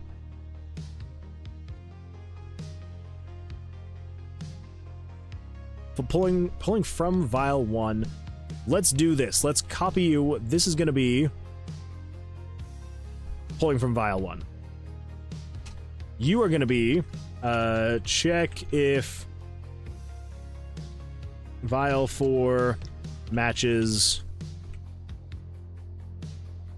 orb ID. Yeah, then basically you're just checking to see if the orb ID matches. As long as it does, it jumps to move pieces. If it doesn't, it just exits event processing. Yes. They shouldn't be any harder in isometric. Oh, for trees? I can see them being more difficult. So is TOV 2 gonna be like Ultima Underworld, since we want to include the Z-axis? I mean, it very well could be. It very well could be. I'd be down for that. Did you end up looking at my first game while I was gone? I have been in and out all stream. I have not. I've been. It is kind of crazy, like how focused I feel like I've been on this, and how little progress I feel like I have made. I do want to pull it up though. I do want to pull it up. Hopefully sometime very soon. Dave says, "Good evening. Good evening, Dave. Glad you're here. Hopefully you've had a good weekend so far." Let's see, Universe says, trips to the office will be quicker as well. Oh, that's true, yeah. Earlier mornings, definitely will do that. And then it also says, let's see, wait, how can a thing be equal to 0 and be something else at the same time?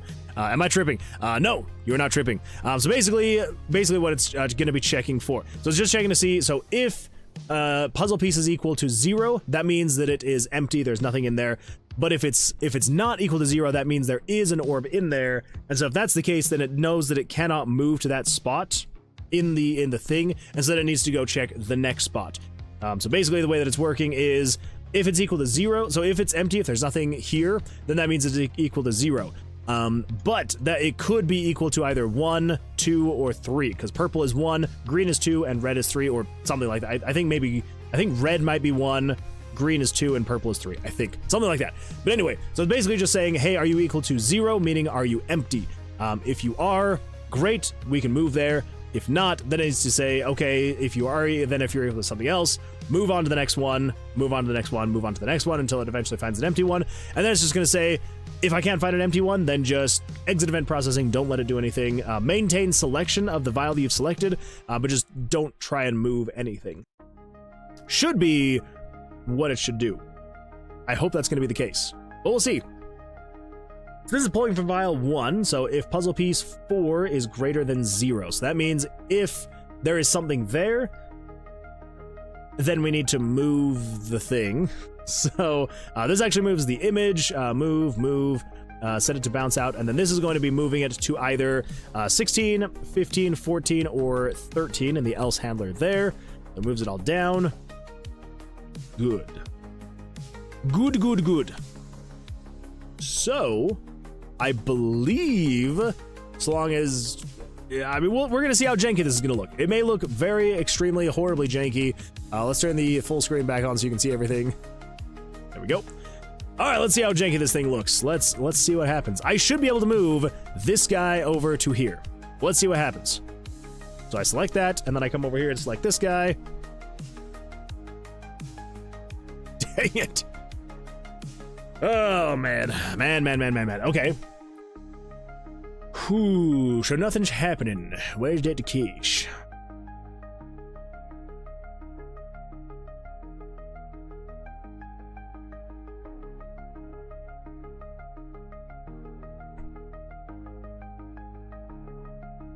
That's equal to 2, which is fine. That should be all right. And then it should be checking puzzle piece 16, which is equal to 0.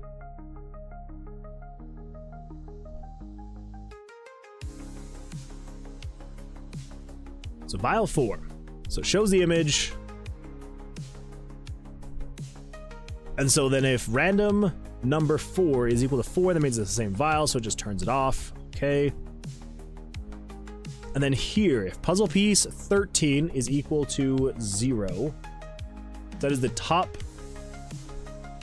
piece on vial 4.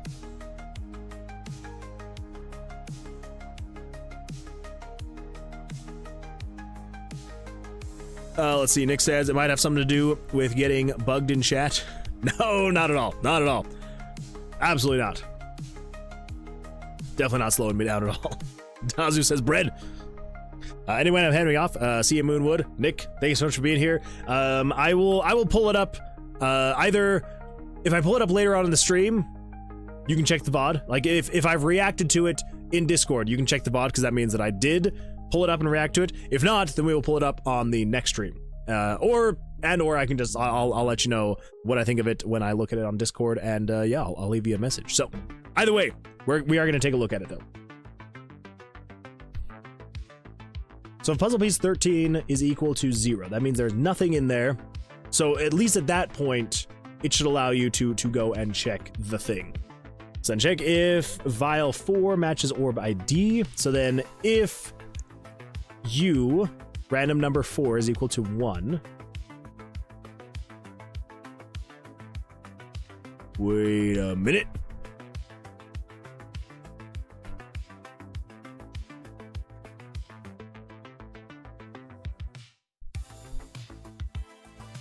No, because random number 4 is going to be equal to whatever. Yeah, 1, 1, 1, 1, 2, 2, 2, 2, 2. Okay, so random number 4. So this is if you selected vial number 1. Okay. Which we did, so that should be correct. So then if puzzle piece 16 is equal to 0, and if puzzle piece 16 is equal to puzzle selection, okay, then jump to move pieces. Wait. Oh. If you're equal to 0, you shouldn't have to then be looking into that. Crap.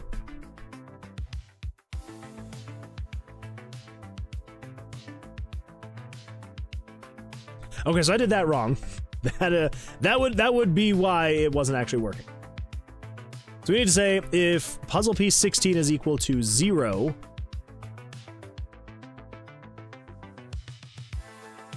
then do that.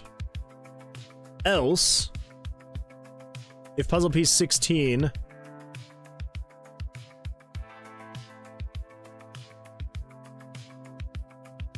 no, that's not going to work well, because not only do we need to check and see if you are empty. So if you are empty, if 16 is equal to 0, then that means there's nothing in the vial. Jump there. If not, though, then we need to check and see if puzzle piece 16 is equal to what you've selected. Then we need to jump in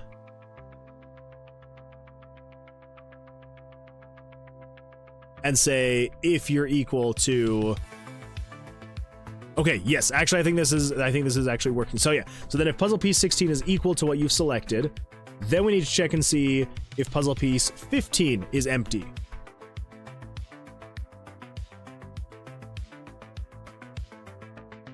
If it is, jump to move pieces. If not, then we're going to say if puzzle piece 15 is equal to puzzle selection, then grab you.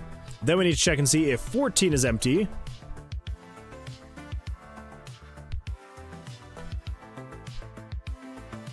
Then jump to move pieces.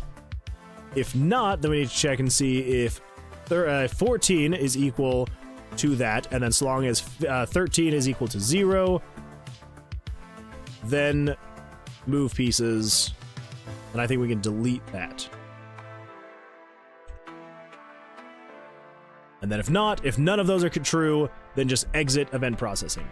Okay, I think that should actually correct it. Oh my gosh, that was a good time. Let's see if it actually works though. So, we should be able to, if we select green and then go here, green should move over.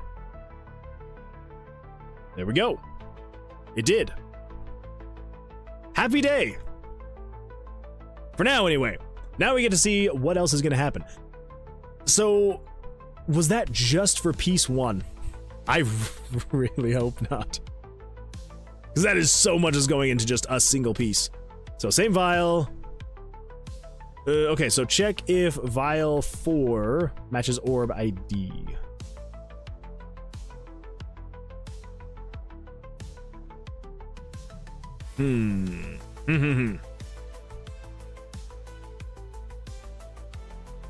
Wait, I've officially lost my Epic account from 2018. RIP. Write your passwords down, lads. I mean, Axel brings up a good point. Do you not have the email for it? Because if you do have the email, they should have some kind of like password reset. I will agree though. Definitely use a password manager. I would highly recommend a password manager. Don't just write them down. Unless you maybe like, if you have them like saved on like a notepad on your phone that can then be behind like, you know, your biometrics, then sure. But some kind of password manager, highly recommend. Very important stuff.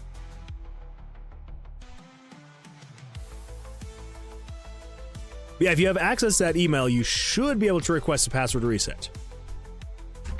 It might be a bit of a struggle and a bit of a problem, but all my passwords are written in a physical journal.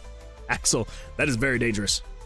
I mean, so long as that journal is like kept secret and hidden away, then it's not too bad. Just don't write them on sticky notes. Don't put your passwords on sticky notes, and then you're going to be in a much better position. That's what I would recommend.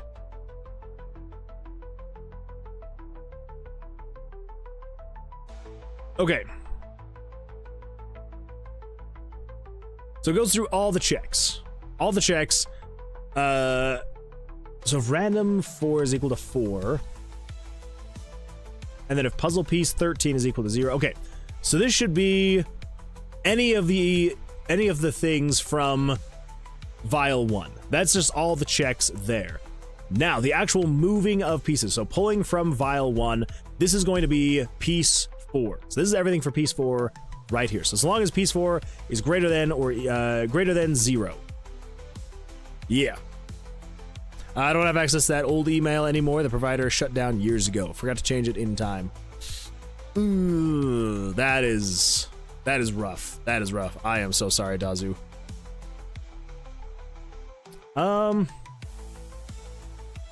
Yeah, I don't know. I would say you could like try calling their support line, but like again, they're probably gonna be like, we're gonna send you an email And yeah, that's rough. I am sorry. Lane says, the lion does not concern himself with passwords. He makes new accounts consistently. There you go. There's how to live your life. If you don't have multiple Epic accounts, like, I mean, come on. What are you really doing? If you don't have at least 7 Epic accounts, you're just not doing it right. So at this point, so if puzzle piece 4 is greater than 0, that means we can then move it.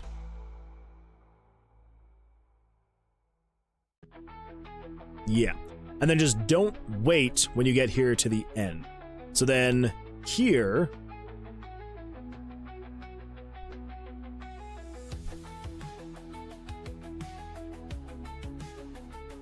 now on this next one, so let's copy that, and then we can paste it here. We're just gonna call this one, let's see, 1, 2, 3, 4, 5, orb 1. Sure, orb 1, and then down here, this is going to be orb 2. So if puzzle piece 3 is greater than 0.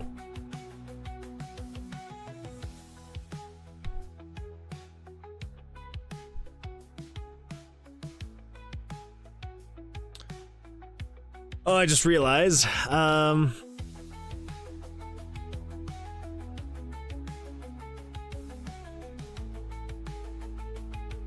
No, that should be fine. That should be fine. So let's now set a spot here. So label. This is going to be, we'll just call it orb 3. Orb 2. That seemed a little bit weird, but orb 2. So that's label. Yeah, there we go. Now we should be able to now in here check and see conditional branch is variable puzzle piece 4 equal to puzzle piece 3. If you are, then we can just jump to label orb 2.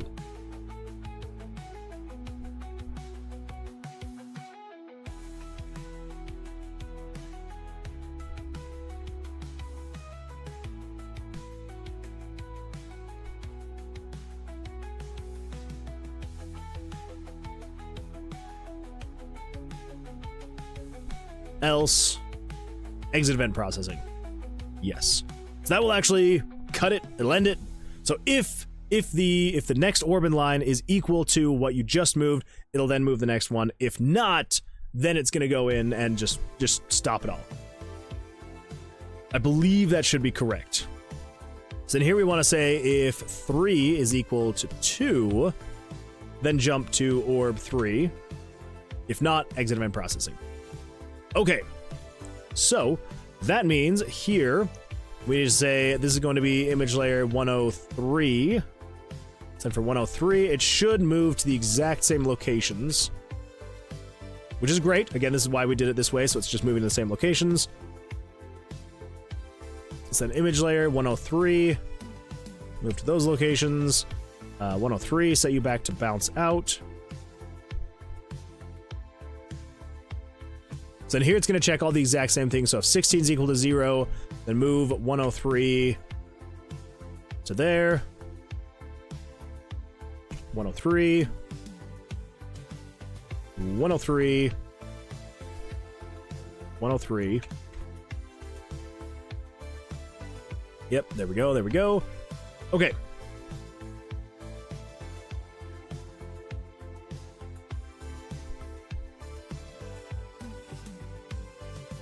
So, if all goes correctly there, I should be able to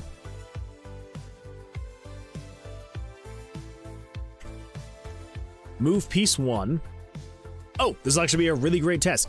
So it should move both pieces. Should. Let's see what happens. If we try to go here, it should go whoop, whoop. Hey, crap, crap, crap, crap. Oh, I just realized what happened. Ah, crap. All right, yep, there's my bad. There's my bad. It was a good test, though. It was a good test to kind of see like, maybe what was going to happen. So, vial 4, Oh, this is going to become a very large event. That's going to be fun. Okay, so when you're moving them, so as you move, you get to the end here. So if 16 is equal to 0, then we want to say control variables, we're going to set 16 to equal whatever you're holding. So puzzle selection. And then we're going to say control variables set piece 4 to equal 0. Yeah. So then set 15 to equal that, and then 4 equals that.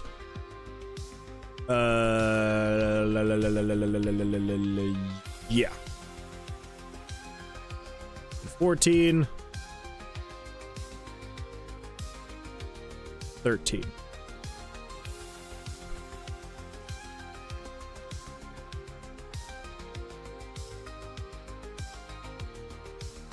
Okay, so long as all of that is correct, I think we can do basically the exact same thing again. So that's right before it moves down, so you should be 16. You're orb 2, so now we want to say change U to equal 3.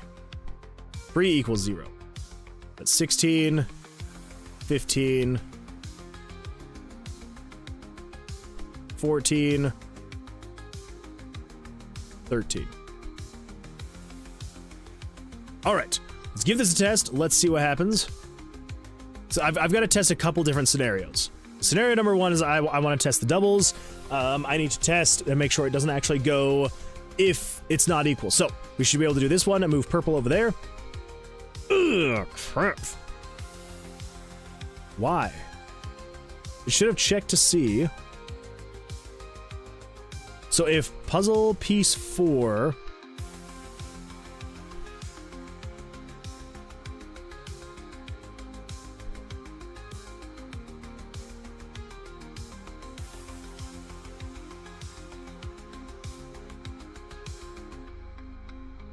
Yeah, I just realized what the problem was. Crap.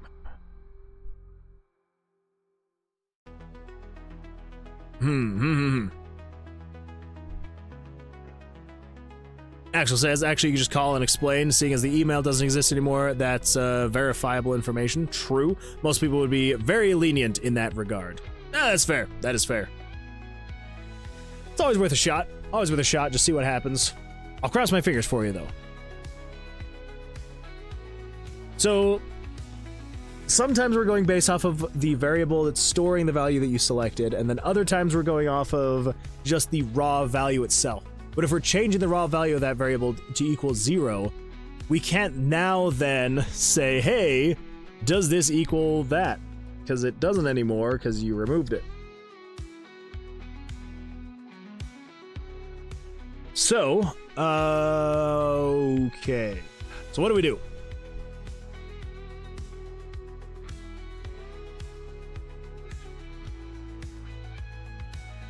So instead of saying if puzzle piece 4 is equal to puzzle piece 3, I think what we need to say is if puzzle selection is equal to 3, then we need to say jump to orb 2, else exit processing. And then when we're doing that, what we want to say is control variables, we want to set puzzle selection to equal the puzzle piece 3. So that way, that's what you're actually going for. Yeah. Okay, let's see what happens. Let's see what happens there. So I think what we can do is, yeah, so puzzle selection. Let's just copy that and just come down here. Yeah, so basically it is if puzzle selection is equal to puzzle piece 2, what we want to say is puzzle selection is going to be equal to puzzle piece 2, and then jump to orb 3. Else exit event processing. There we go. There we go. Let's save that. Let's see what happens. We will see what happens there. See, Kemdar says, so have a storage for the raw value before you change it. I do not know what you're talking about. Fair. Well, welcome, Kendari. Glad you're here. So basically, I do have a value that a variable that I'm storing the value in. The only problem is I did eventually actually did switch it to the way you suggested. Yeah, the problem is I was then checking a variable that I had already zeroed out, and so then it was definitely I was not doing it correctly. I was not doing it correctly. So yes, you are correct in the I was storing the variable in another, or storing the value in a different variable, but then I for some reason wasn't referencing that variable. So I am now, and we should be good to go now. Mosa, welcome. Glad you're here. Why haven't been raiding recently? I think it was just the last stream that I didn't raid. And I didn't raid because we ended up going very late, and I was just like, I need to get to sleep. And I always feel bad when I raid and run, and so, yes, when I end later than when I'm anticipating, I'm always like, oh, I can't raid because I need to get to sleep. That's why. That is why, unfortunately. That is so elegant compared to my idea. No, Kimdari, it was actually basically almost exactly as you suggested. So yeah, it should all work correctly. Okay, so let's test this out. So I should be able to select this, and then if I put it here, these two red ones should move over, and the purple one, I mean, obviously the purple one's not going to leave, but both of these should move over, which they do. Fantastic. And now it should deselect this guy now here. Anyway. Most says fair. So you don't raid when it's late. I get you. Yeah. I mean to still. I just, again, like, I feel bad to raid and run. And I know that I should probably just raid anyway and just be like, hey, sorry, like, here's a raid, I gotta go. But yeah, here's a raid. So I definitely need to keep doing that anyway. So yeah, I think the last stream I went, I think it was almost like 1 in the morning for me. So I'm like, I've got to get to bed. Oh, yay, brain rot game. Yeah, well, it's meant to be a very small puzzle that you're supposed to do to disarm a trap. So it's not going to be anything too crazy. It's just going to be a really quick, solve the puzzle really quick, and then call it good. And it's also going to be like in a list of different puzzles that it's pulling up. Yeah, so hopefully it shouldn't be too bad. I hope so anyway. All right, so now we need to have it actually shut off and move over to this other spot. So, to do that,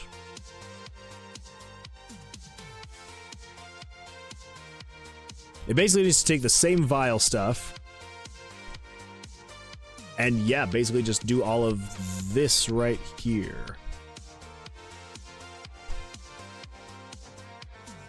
So then if you're not, do that. Yeah, that's actually exactly what we needed to do. Pretty sure. Let's see if it happens, though. So now let's test it, and I believe if we come in here, we should be able to test and see if it is not two of the same. Good, it's not this time. So it should just move the red over to here, and we should be able to call it good. If we select you, and then we move over here, it should just move the red. Dang it! And it didn't deselect either. Why?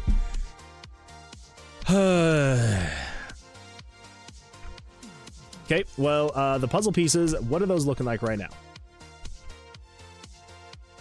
So you should be, yeah, so you're equal to 0, 0, and then you're equal to 3 and 3. What? Why are you 3 and 3? How are you 3 and 3? That's not at all what should be happening there. Not at all. Are you going to do the one with the soldiers moving left and right? The one with the soldiers moving left and right. Because you... Oh! No, absolutely not. Absolutely not. Because you can easily use that as a marketing gimmick. As great as it would be for marketing, yeah, no. No. I may do... I don't know. I don't know. Probably not going to do that, though. I figured it would be a joke. But, just do it. I shouldn't include it in the game, but I should just do it for marketing purposes and just see what happens. See how upset I can get some people.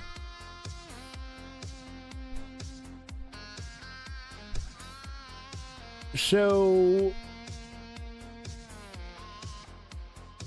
if puzzle selection is equal to puzzle piece 3, but you shouldn't be. Pet Sphinx. One of these days, Jesse, I will get it working. All right, gotta call in my lurk. No worries, Mosta. No worries. Thanks, Moon Man. Good luck with the work. I appreciate that, Mosta. Thank you so much. I appreciate it. Yeah, thank you for being here. I hopefully will see you on the next one as well.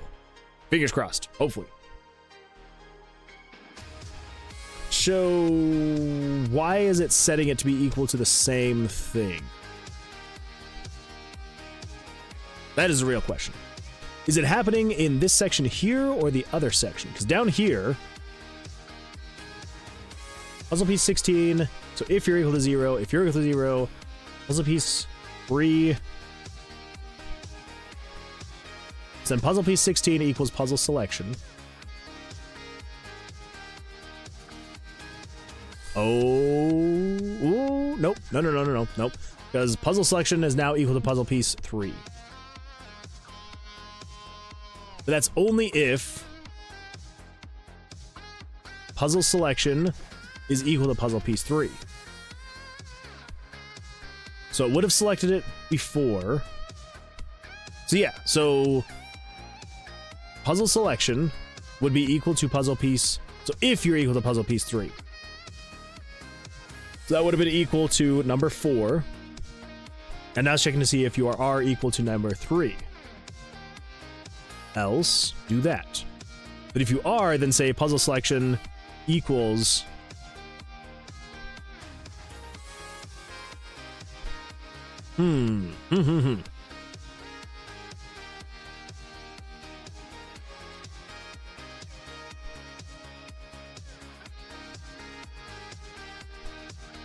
Yeah, the puzzle piece 4 equals 0. There's got to be something else going on here that I'm just not seeing at all. So same vial, that's whatever. So then you're just a bunch of if statements, and then so move pieces, move pieces, move pieces, move pieces.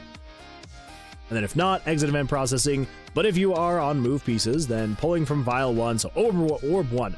So if puzzle piece 4 is greater than 0, so as long as there's something there, move the pictures, that's all that's doing, it's not changing any variables. And then if 16 is equal to 0, move it to there, and then set puzzle piece 16 to equal puzzle selection. And then set puzzle piece 4 to equal 0. If not, then check to see if 15 is equal to 0. If so, move the picture. 15 is now equal to puzzle selection. So on and so forth. 14 is equal to puzzle selection. 13 is equal to puzzle piece selection.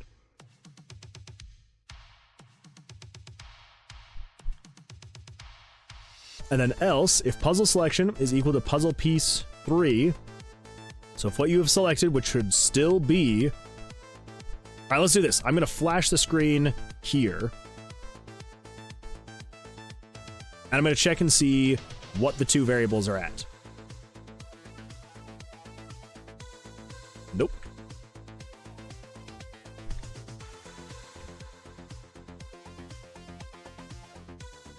Okay, well, this obviously is going to still work, because, you know, they're both the same. There we go. Okay, so I should select you, and then it should flash. Okay, something very weird's happening then.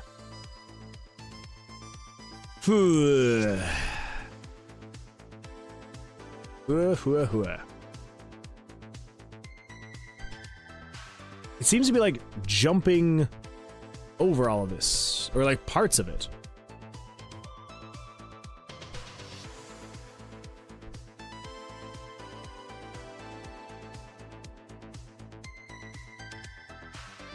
Label orb 2.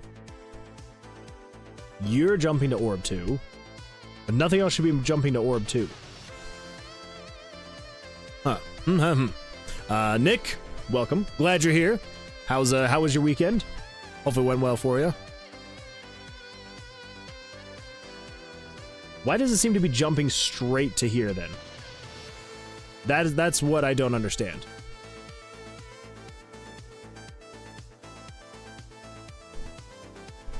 I'm back from my trip. Hey, that's super exciting. How'd the trip go for you?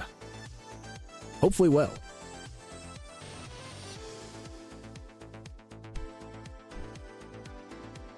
This is gonna drive me nuts.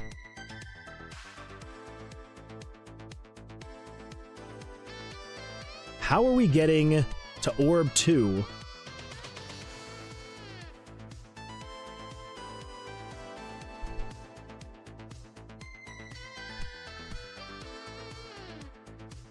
This is only if puzzle selection is equal to puzzle piece 3. But it also should be getting here. Wait a minute. Oh, all of this is nested.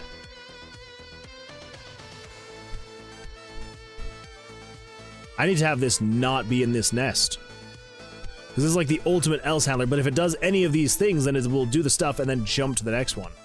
Oh my gosh. So let's get you out of there. So you've got the... So if 16 is equal to 0, so it should be here at the bottom of this. And then comment, I don't know, jump or not to jump. Yeah, that is the question. Okay, so then here it then says, okay, then if the puzzle selection is equal to puzzle piece 3, jump to it. If not, get rid of everything. I cannot believe that I did it that way. I don't know how I messed that up so badly. All right, so 16, down here at the end, let's then grab the same comment, because why not? Why not? There we go, jump or not to jump. Oh my gosh, how did I not realize that it was in that... just so very deeply nested. So very deeply nested. All right, but on the hopeful bright side, fingers crossed, that should have made it so it'll work. So it'll fill up, of course. You know, obviously it's gonna move the 2. It's gonna be fine. Whatever.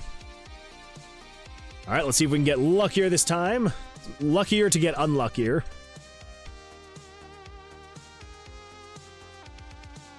Wow. That's about as lucky as you can get. Holy crap. Well, there's an instant win. It's like my luck is at 20 or something. Holy smokes. It literally started unshuffled. Good times. Good times. Okay, let's try that again. Refresh. Jeez. Yeah, maybe I do need to have some amount of something to be like, hey, you can't perfectly win the game. There we go. This is closer to what I was hoping to have. So, if we select this, it should only move the red, and then deselect this thing. Yes! Finally! Oh my gosh! And then I should be able to select this, and if I try to move it, it should be like, nope. But it doesn't actually deselect, so... Oh my gosh! Finally! Oh, it took forever. Oh, nat 21. It basically was a nat 21. Oh my gosh. Okay. Oh. That was an absolute nightmare and a half.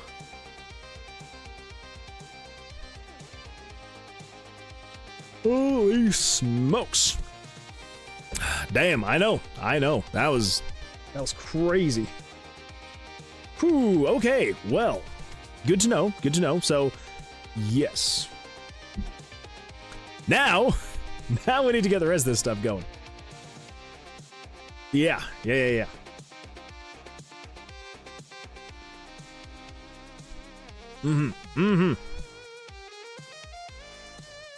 So that's just piece 1 and 2. So now let's come over here. Orb 2. So I believe I should be able to come over here.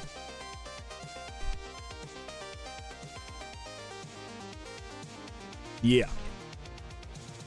So this will be orb 3. So if puzzle piece 2 is greater than 0, this is going to be orb 3. Right? Orb 2. Yeah. Orb 3. So we're going to say this is image 102. 102 moves into the same spots. 102. You are 102. So the puzzle piece 16. Okay, so all of that should be the exact same. So then 102. Puzzle piece equals that, and then puzzle piece 2 equals 0. Puzzle piece 15. That should be the same. So then we're going to move 102. Puzzle piece 2. 102.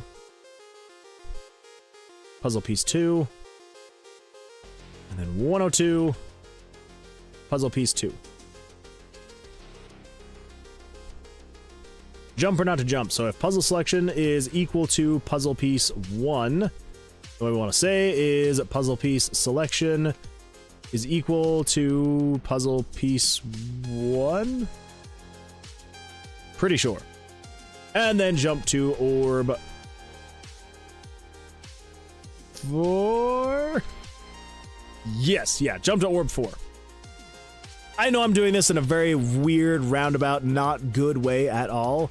Because technically orb 4 in the variables is the top one, but orb 1 in the labels is the top one. Not a good way for me to have done that. I'll fix it on the other ones, and I'll probably fix on this one eventually later as well. So then random number 4. No, that's right. That's right. Wait, nope. That was correct. Random number 4 needs to be equal to 0. Correct. It's an erase 30. Turn that off. Exit event processing. Cool. Cool. Then I should be able to come over here and do this last one, which should be orb 4. So that's the bottom orb. We're going to say if puzzle piece 1 is greater than 0, then label orb 4. This is 101, 101, 101,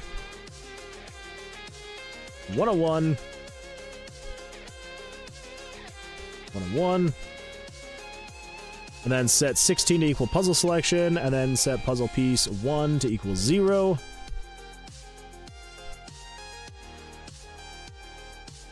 (101), puzzle piece 1, 101, puzzle piece 1. Last but not least, 101,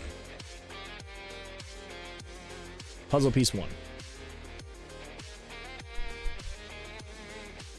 Okay, there we go. Now we shouldn't need to worry about any of this on this last one.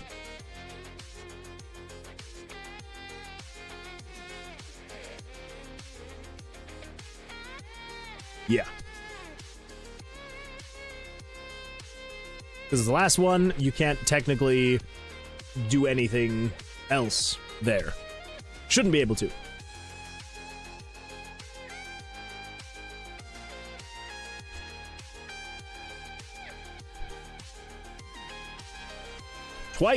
Twice in one night. Holy smokes.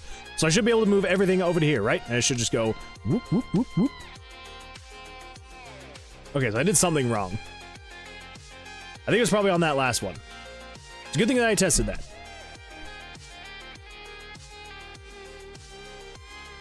Uh, 13, 14, 15...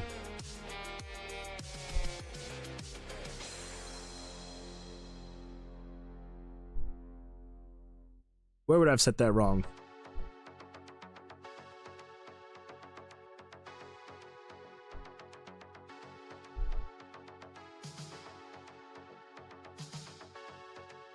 So puzzle selection would be equal puzzle piece 1. Correct.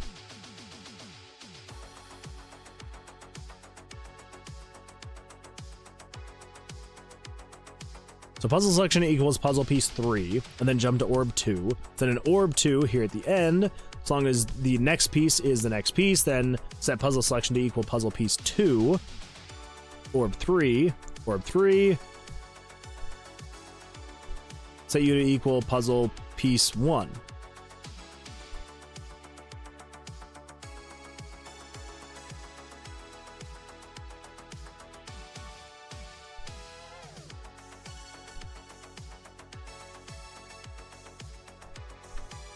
Wait a minute. If puzzle selection is equal to puzzle piece 1, then set puzzle selection to equal puzzle piece 1. What?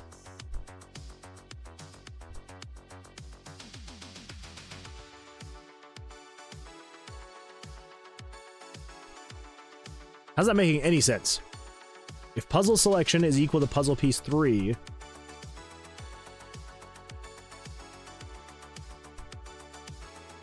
how is that working at all?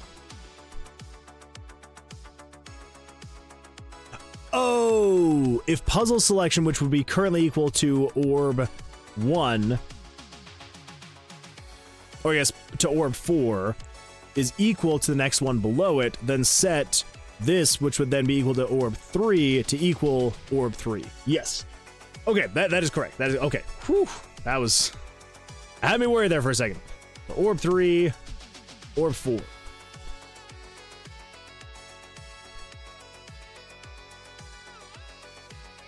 So then orb 3 should be equal to puzzle piece. So then puzzle piece, yeah. So 16 should equal puzzle selection. 15 should be equal to puzzle selection. 14 should be equal, and then 13. Okay.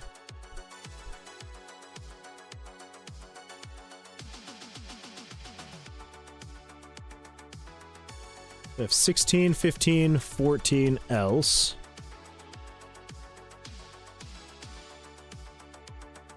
So 14 is equal to 0.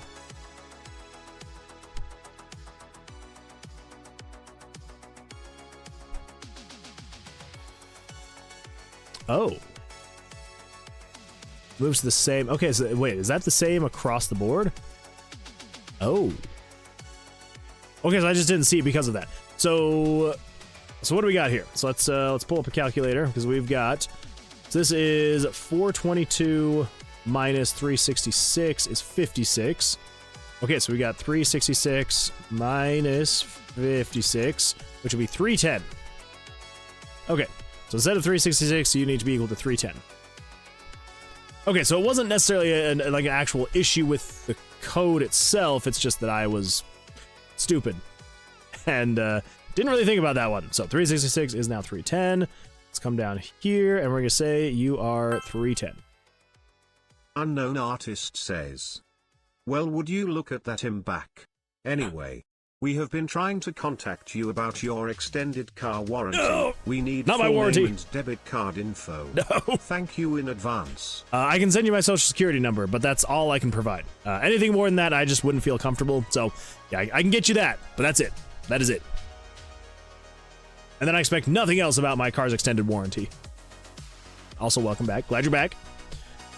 So, okay, so I can move that over there. This one shouldn't be able to move over, which is good. That is good. That is good.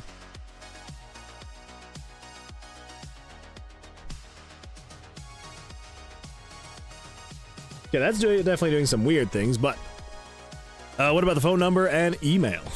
That's kind of important. Unknown Artist says, also, did you see what I posted in Discord like yesterday or something? I might have. Yesterday was yesterday and today were extremely busy days, so I have kind of fallen behind on Discord. But tomorrow I should be able to catch up and see what everyone's been chatting and posting. Because yeah, I don't know. I guess you weren't here in the beginning. Yeah, so yesterday I was doing. I do like. I sometimes kind of do photography. So I was doing photography for a friend's wedding yesterday. So that was an all-day thing. I was gone from basically 8 a.m. until about 10-ish p.m.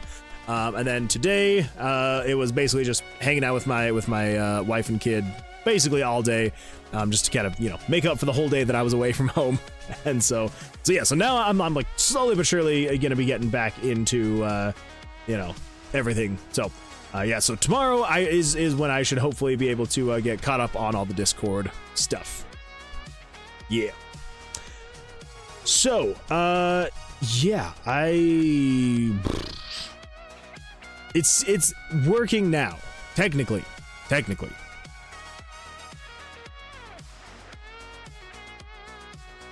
That's a funny coincidence. I was at a wedding yesterday. We may have been at the same wedding. Yo, Moonman, I found a free game. Just one question. You know how to play Minesweeper? I do minimally. I know there's a lot of really crazy strategies to it. I know the minimal strategies to win Minesweeper. Yeah, I know how to play it. Not well, but I know how to play it. It is a lot of fun. I've spent not a whole lot of time playing it. My dad was crazy about Minesweeper. The amount of hours that he sunk into that game is absolutely crazy. Yeah, he played that game a lot. That's good. Hold on, I'll send the link here. Oh, all right, sounds good to me. Okay, so yeah, so now we can move stuff over. Everything should be good there. And then let's just, you know, just for kicks and giggles, let's come over here and we're just gonna do puzzle piece. So we want puzzle piece 2 to be equal to 3. That way I can just move the rest of these over and test them all. Awesome. There we go. Good to know. Good to know. Okay, cool. So now we can move everything from 1 over to 4. And that is literally all we literally just did. So now, I don't think I'm going to make anybody sit through the rest of this because it just kind of seems like it would be kind of an unbearable thing to sit through. So I think I'm going to do the rest of this puzzle off stream. You've seen all the stuff that I'm going to be going through to you know, actually build it out. Now I need to do the tedious work, which is, you know, basically just taking that code that I just finished with this, and I need to apply it to this vial over to here, and then this vial over to here. And then I sincerely hope that I do not need to then duplicate all that code and do it for every single other vial. I really hope not. I mean, I can make it work. I've done crazier things before. Oh dear, I did not realize that I could pick up the dice here. Oh jeez, I'm gonna have to lock that down. I did not realize that was still a thing. Okay, cool. Well, anyway, yeah, so holy smokes, this puzzle has been 10 times harder than I thought it would be. I honestly thought that this was gonna be like a freaking 2 to 3 maybe hour project of me like focused on it and getting through it. Yeah, no, if that was literally just to make it so I can move from here to here, and I still didn't make it so I can move from like here to here, or here to here, or there to there, or there to there, that's, yeah, it's gonna be a bit. That's gonna be a bit. So yeah, so I don't think we're gonna be focusing on this anymore on the stream. I'm gonna be doing this off stream because, whew. Let's see here. Another says, doubt it, but I guess I can ask one question to know. Does this friend you speak of used to be a scoutmaster? No, she did not. So we're probably safe to say we were not in the same place. All right, let's see. So we have the link from Nick. What do we got here? 4D Minesweeper? Absolutely not. I refuse. Oh my gosh, 4D Minesweeper. Why? Why do people make these crazy things? Oh my gosh, what? There is no way. 4D Minesweeper brings the classic mechanics of Minesweeper into the 4th dimension and adds some new features to it. That is just nuts. Like, 3D Minesweeper would be one thing. 3D Minesweeper would be crazy. 4D Minesweeper, that just hurts my brain. Unknown Artist says, well, I have to go now. I hope that the rest of your stream goes well. Unknown Artist, thank you so much. I appreciate you being here. Hopefully you have an absolutely fantastic rest of your evening or day. And we will see you on the next one, hopefully on Tuesday. _Benedict cheered 5 bits. Look up 5D chess with interdimensional time travel. Oh, I've looked that one up in the past, and that one hurts my brain even more. I'm not a fan. Not a fan. It's just too much craziness. I just, yeah, absolutely insane. Unknown says, wait, are you editing the stream? Possibly. Well, I mean, if I'm not gonna do the rest of the work on stream, because again, kind of tedious, and I don't want it to not. I don't know. Yeah, we probably will end slightly early. We'll go do a raid. There we go. We'll go do a raid, and then that'll justify the ending slightly early, right? Right, exactly. Gosh darn it. IMB, who she got married to, was the Scoutmaster. in before. Oh, gotcha. Have a nice night, Moon Man. Thank you, Jesse. I appreciate that. Hopefully you have an absolutely fantastic evening yourself, and hopefully we'll see you on the Tuesday stream. And Space Crew. That's true. No one can be forgotten. But yeah, Axel, I remember when I did look up the 5D chess. Absolutely mind. Like, I don't know how people have the mental capacity to play stuff like that and like actually be good at it. 'Cause here's the thing. I could pull up freaking 4D Minesweeper and I could just click around on things and be like, who knows? But then you get into like people who actually know what's happening, and it's just _ Benedict cheered 5 bits. Played it, and I got pretty good at it. I once managed to checkmate someone in 3 different timelines. See, if that ever happened to me, it would literally just be luck.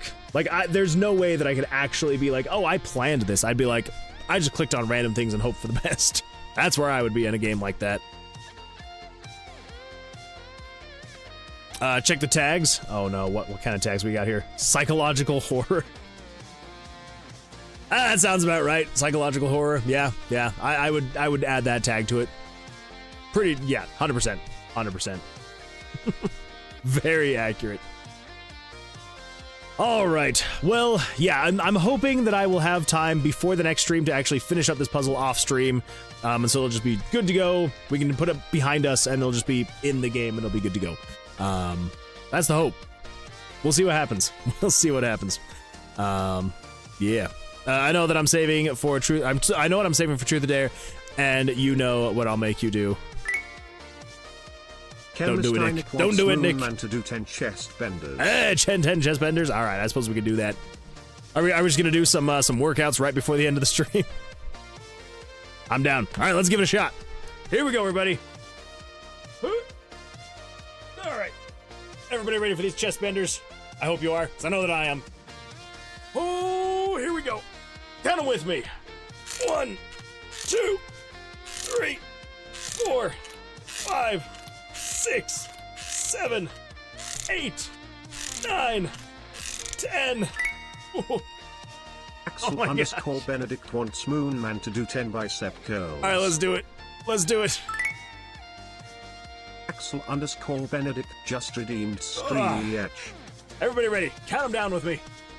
1, 2, 3, 4, 5, 6, 7, 8, 9, 10. Woo! Oh gosh, there we go. All right, and then it was a stretch. All right, everybody, let's do a standing stretch because those are always fun. Here we go. Oh, stretch it out, and let's go this way,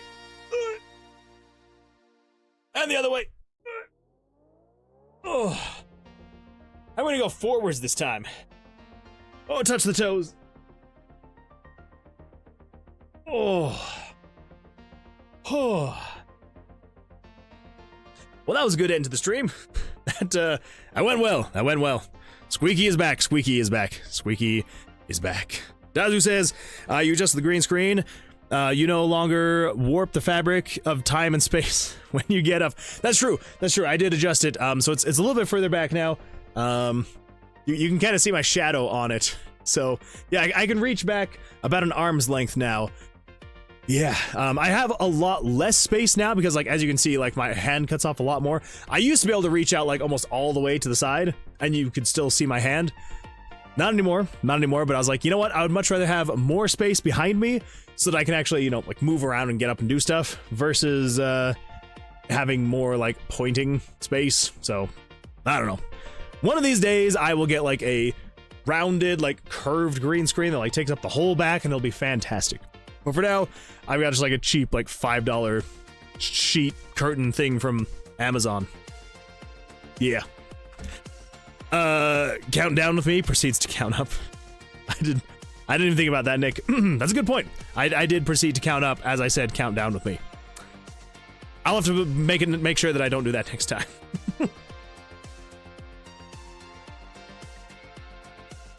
All right, everybody. I think we're gonna end it here. It's been an absolutely fantastic stream. Thank you all for being here. I appreciate it. People over on Twitch, we're going to go do a raid. So if anyone has any suggestions or anyone that you'd like to go raid, let me know. But everyone over on YouTube, I appreciate you being here. It's been an absolute blast of a time. I hope you all have an absolutely fantastic evening or morning, day, wherever you may be in this world, and I will see you all in the next one on Tuesday. Yeah, that's about it. So, till then, good luck, take care, and we'll see you then.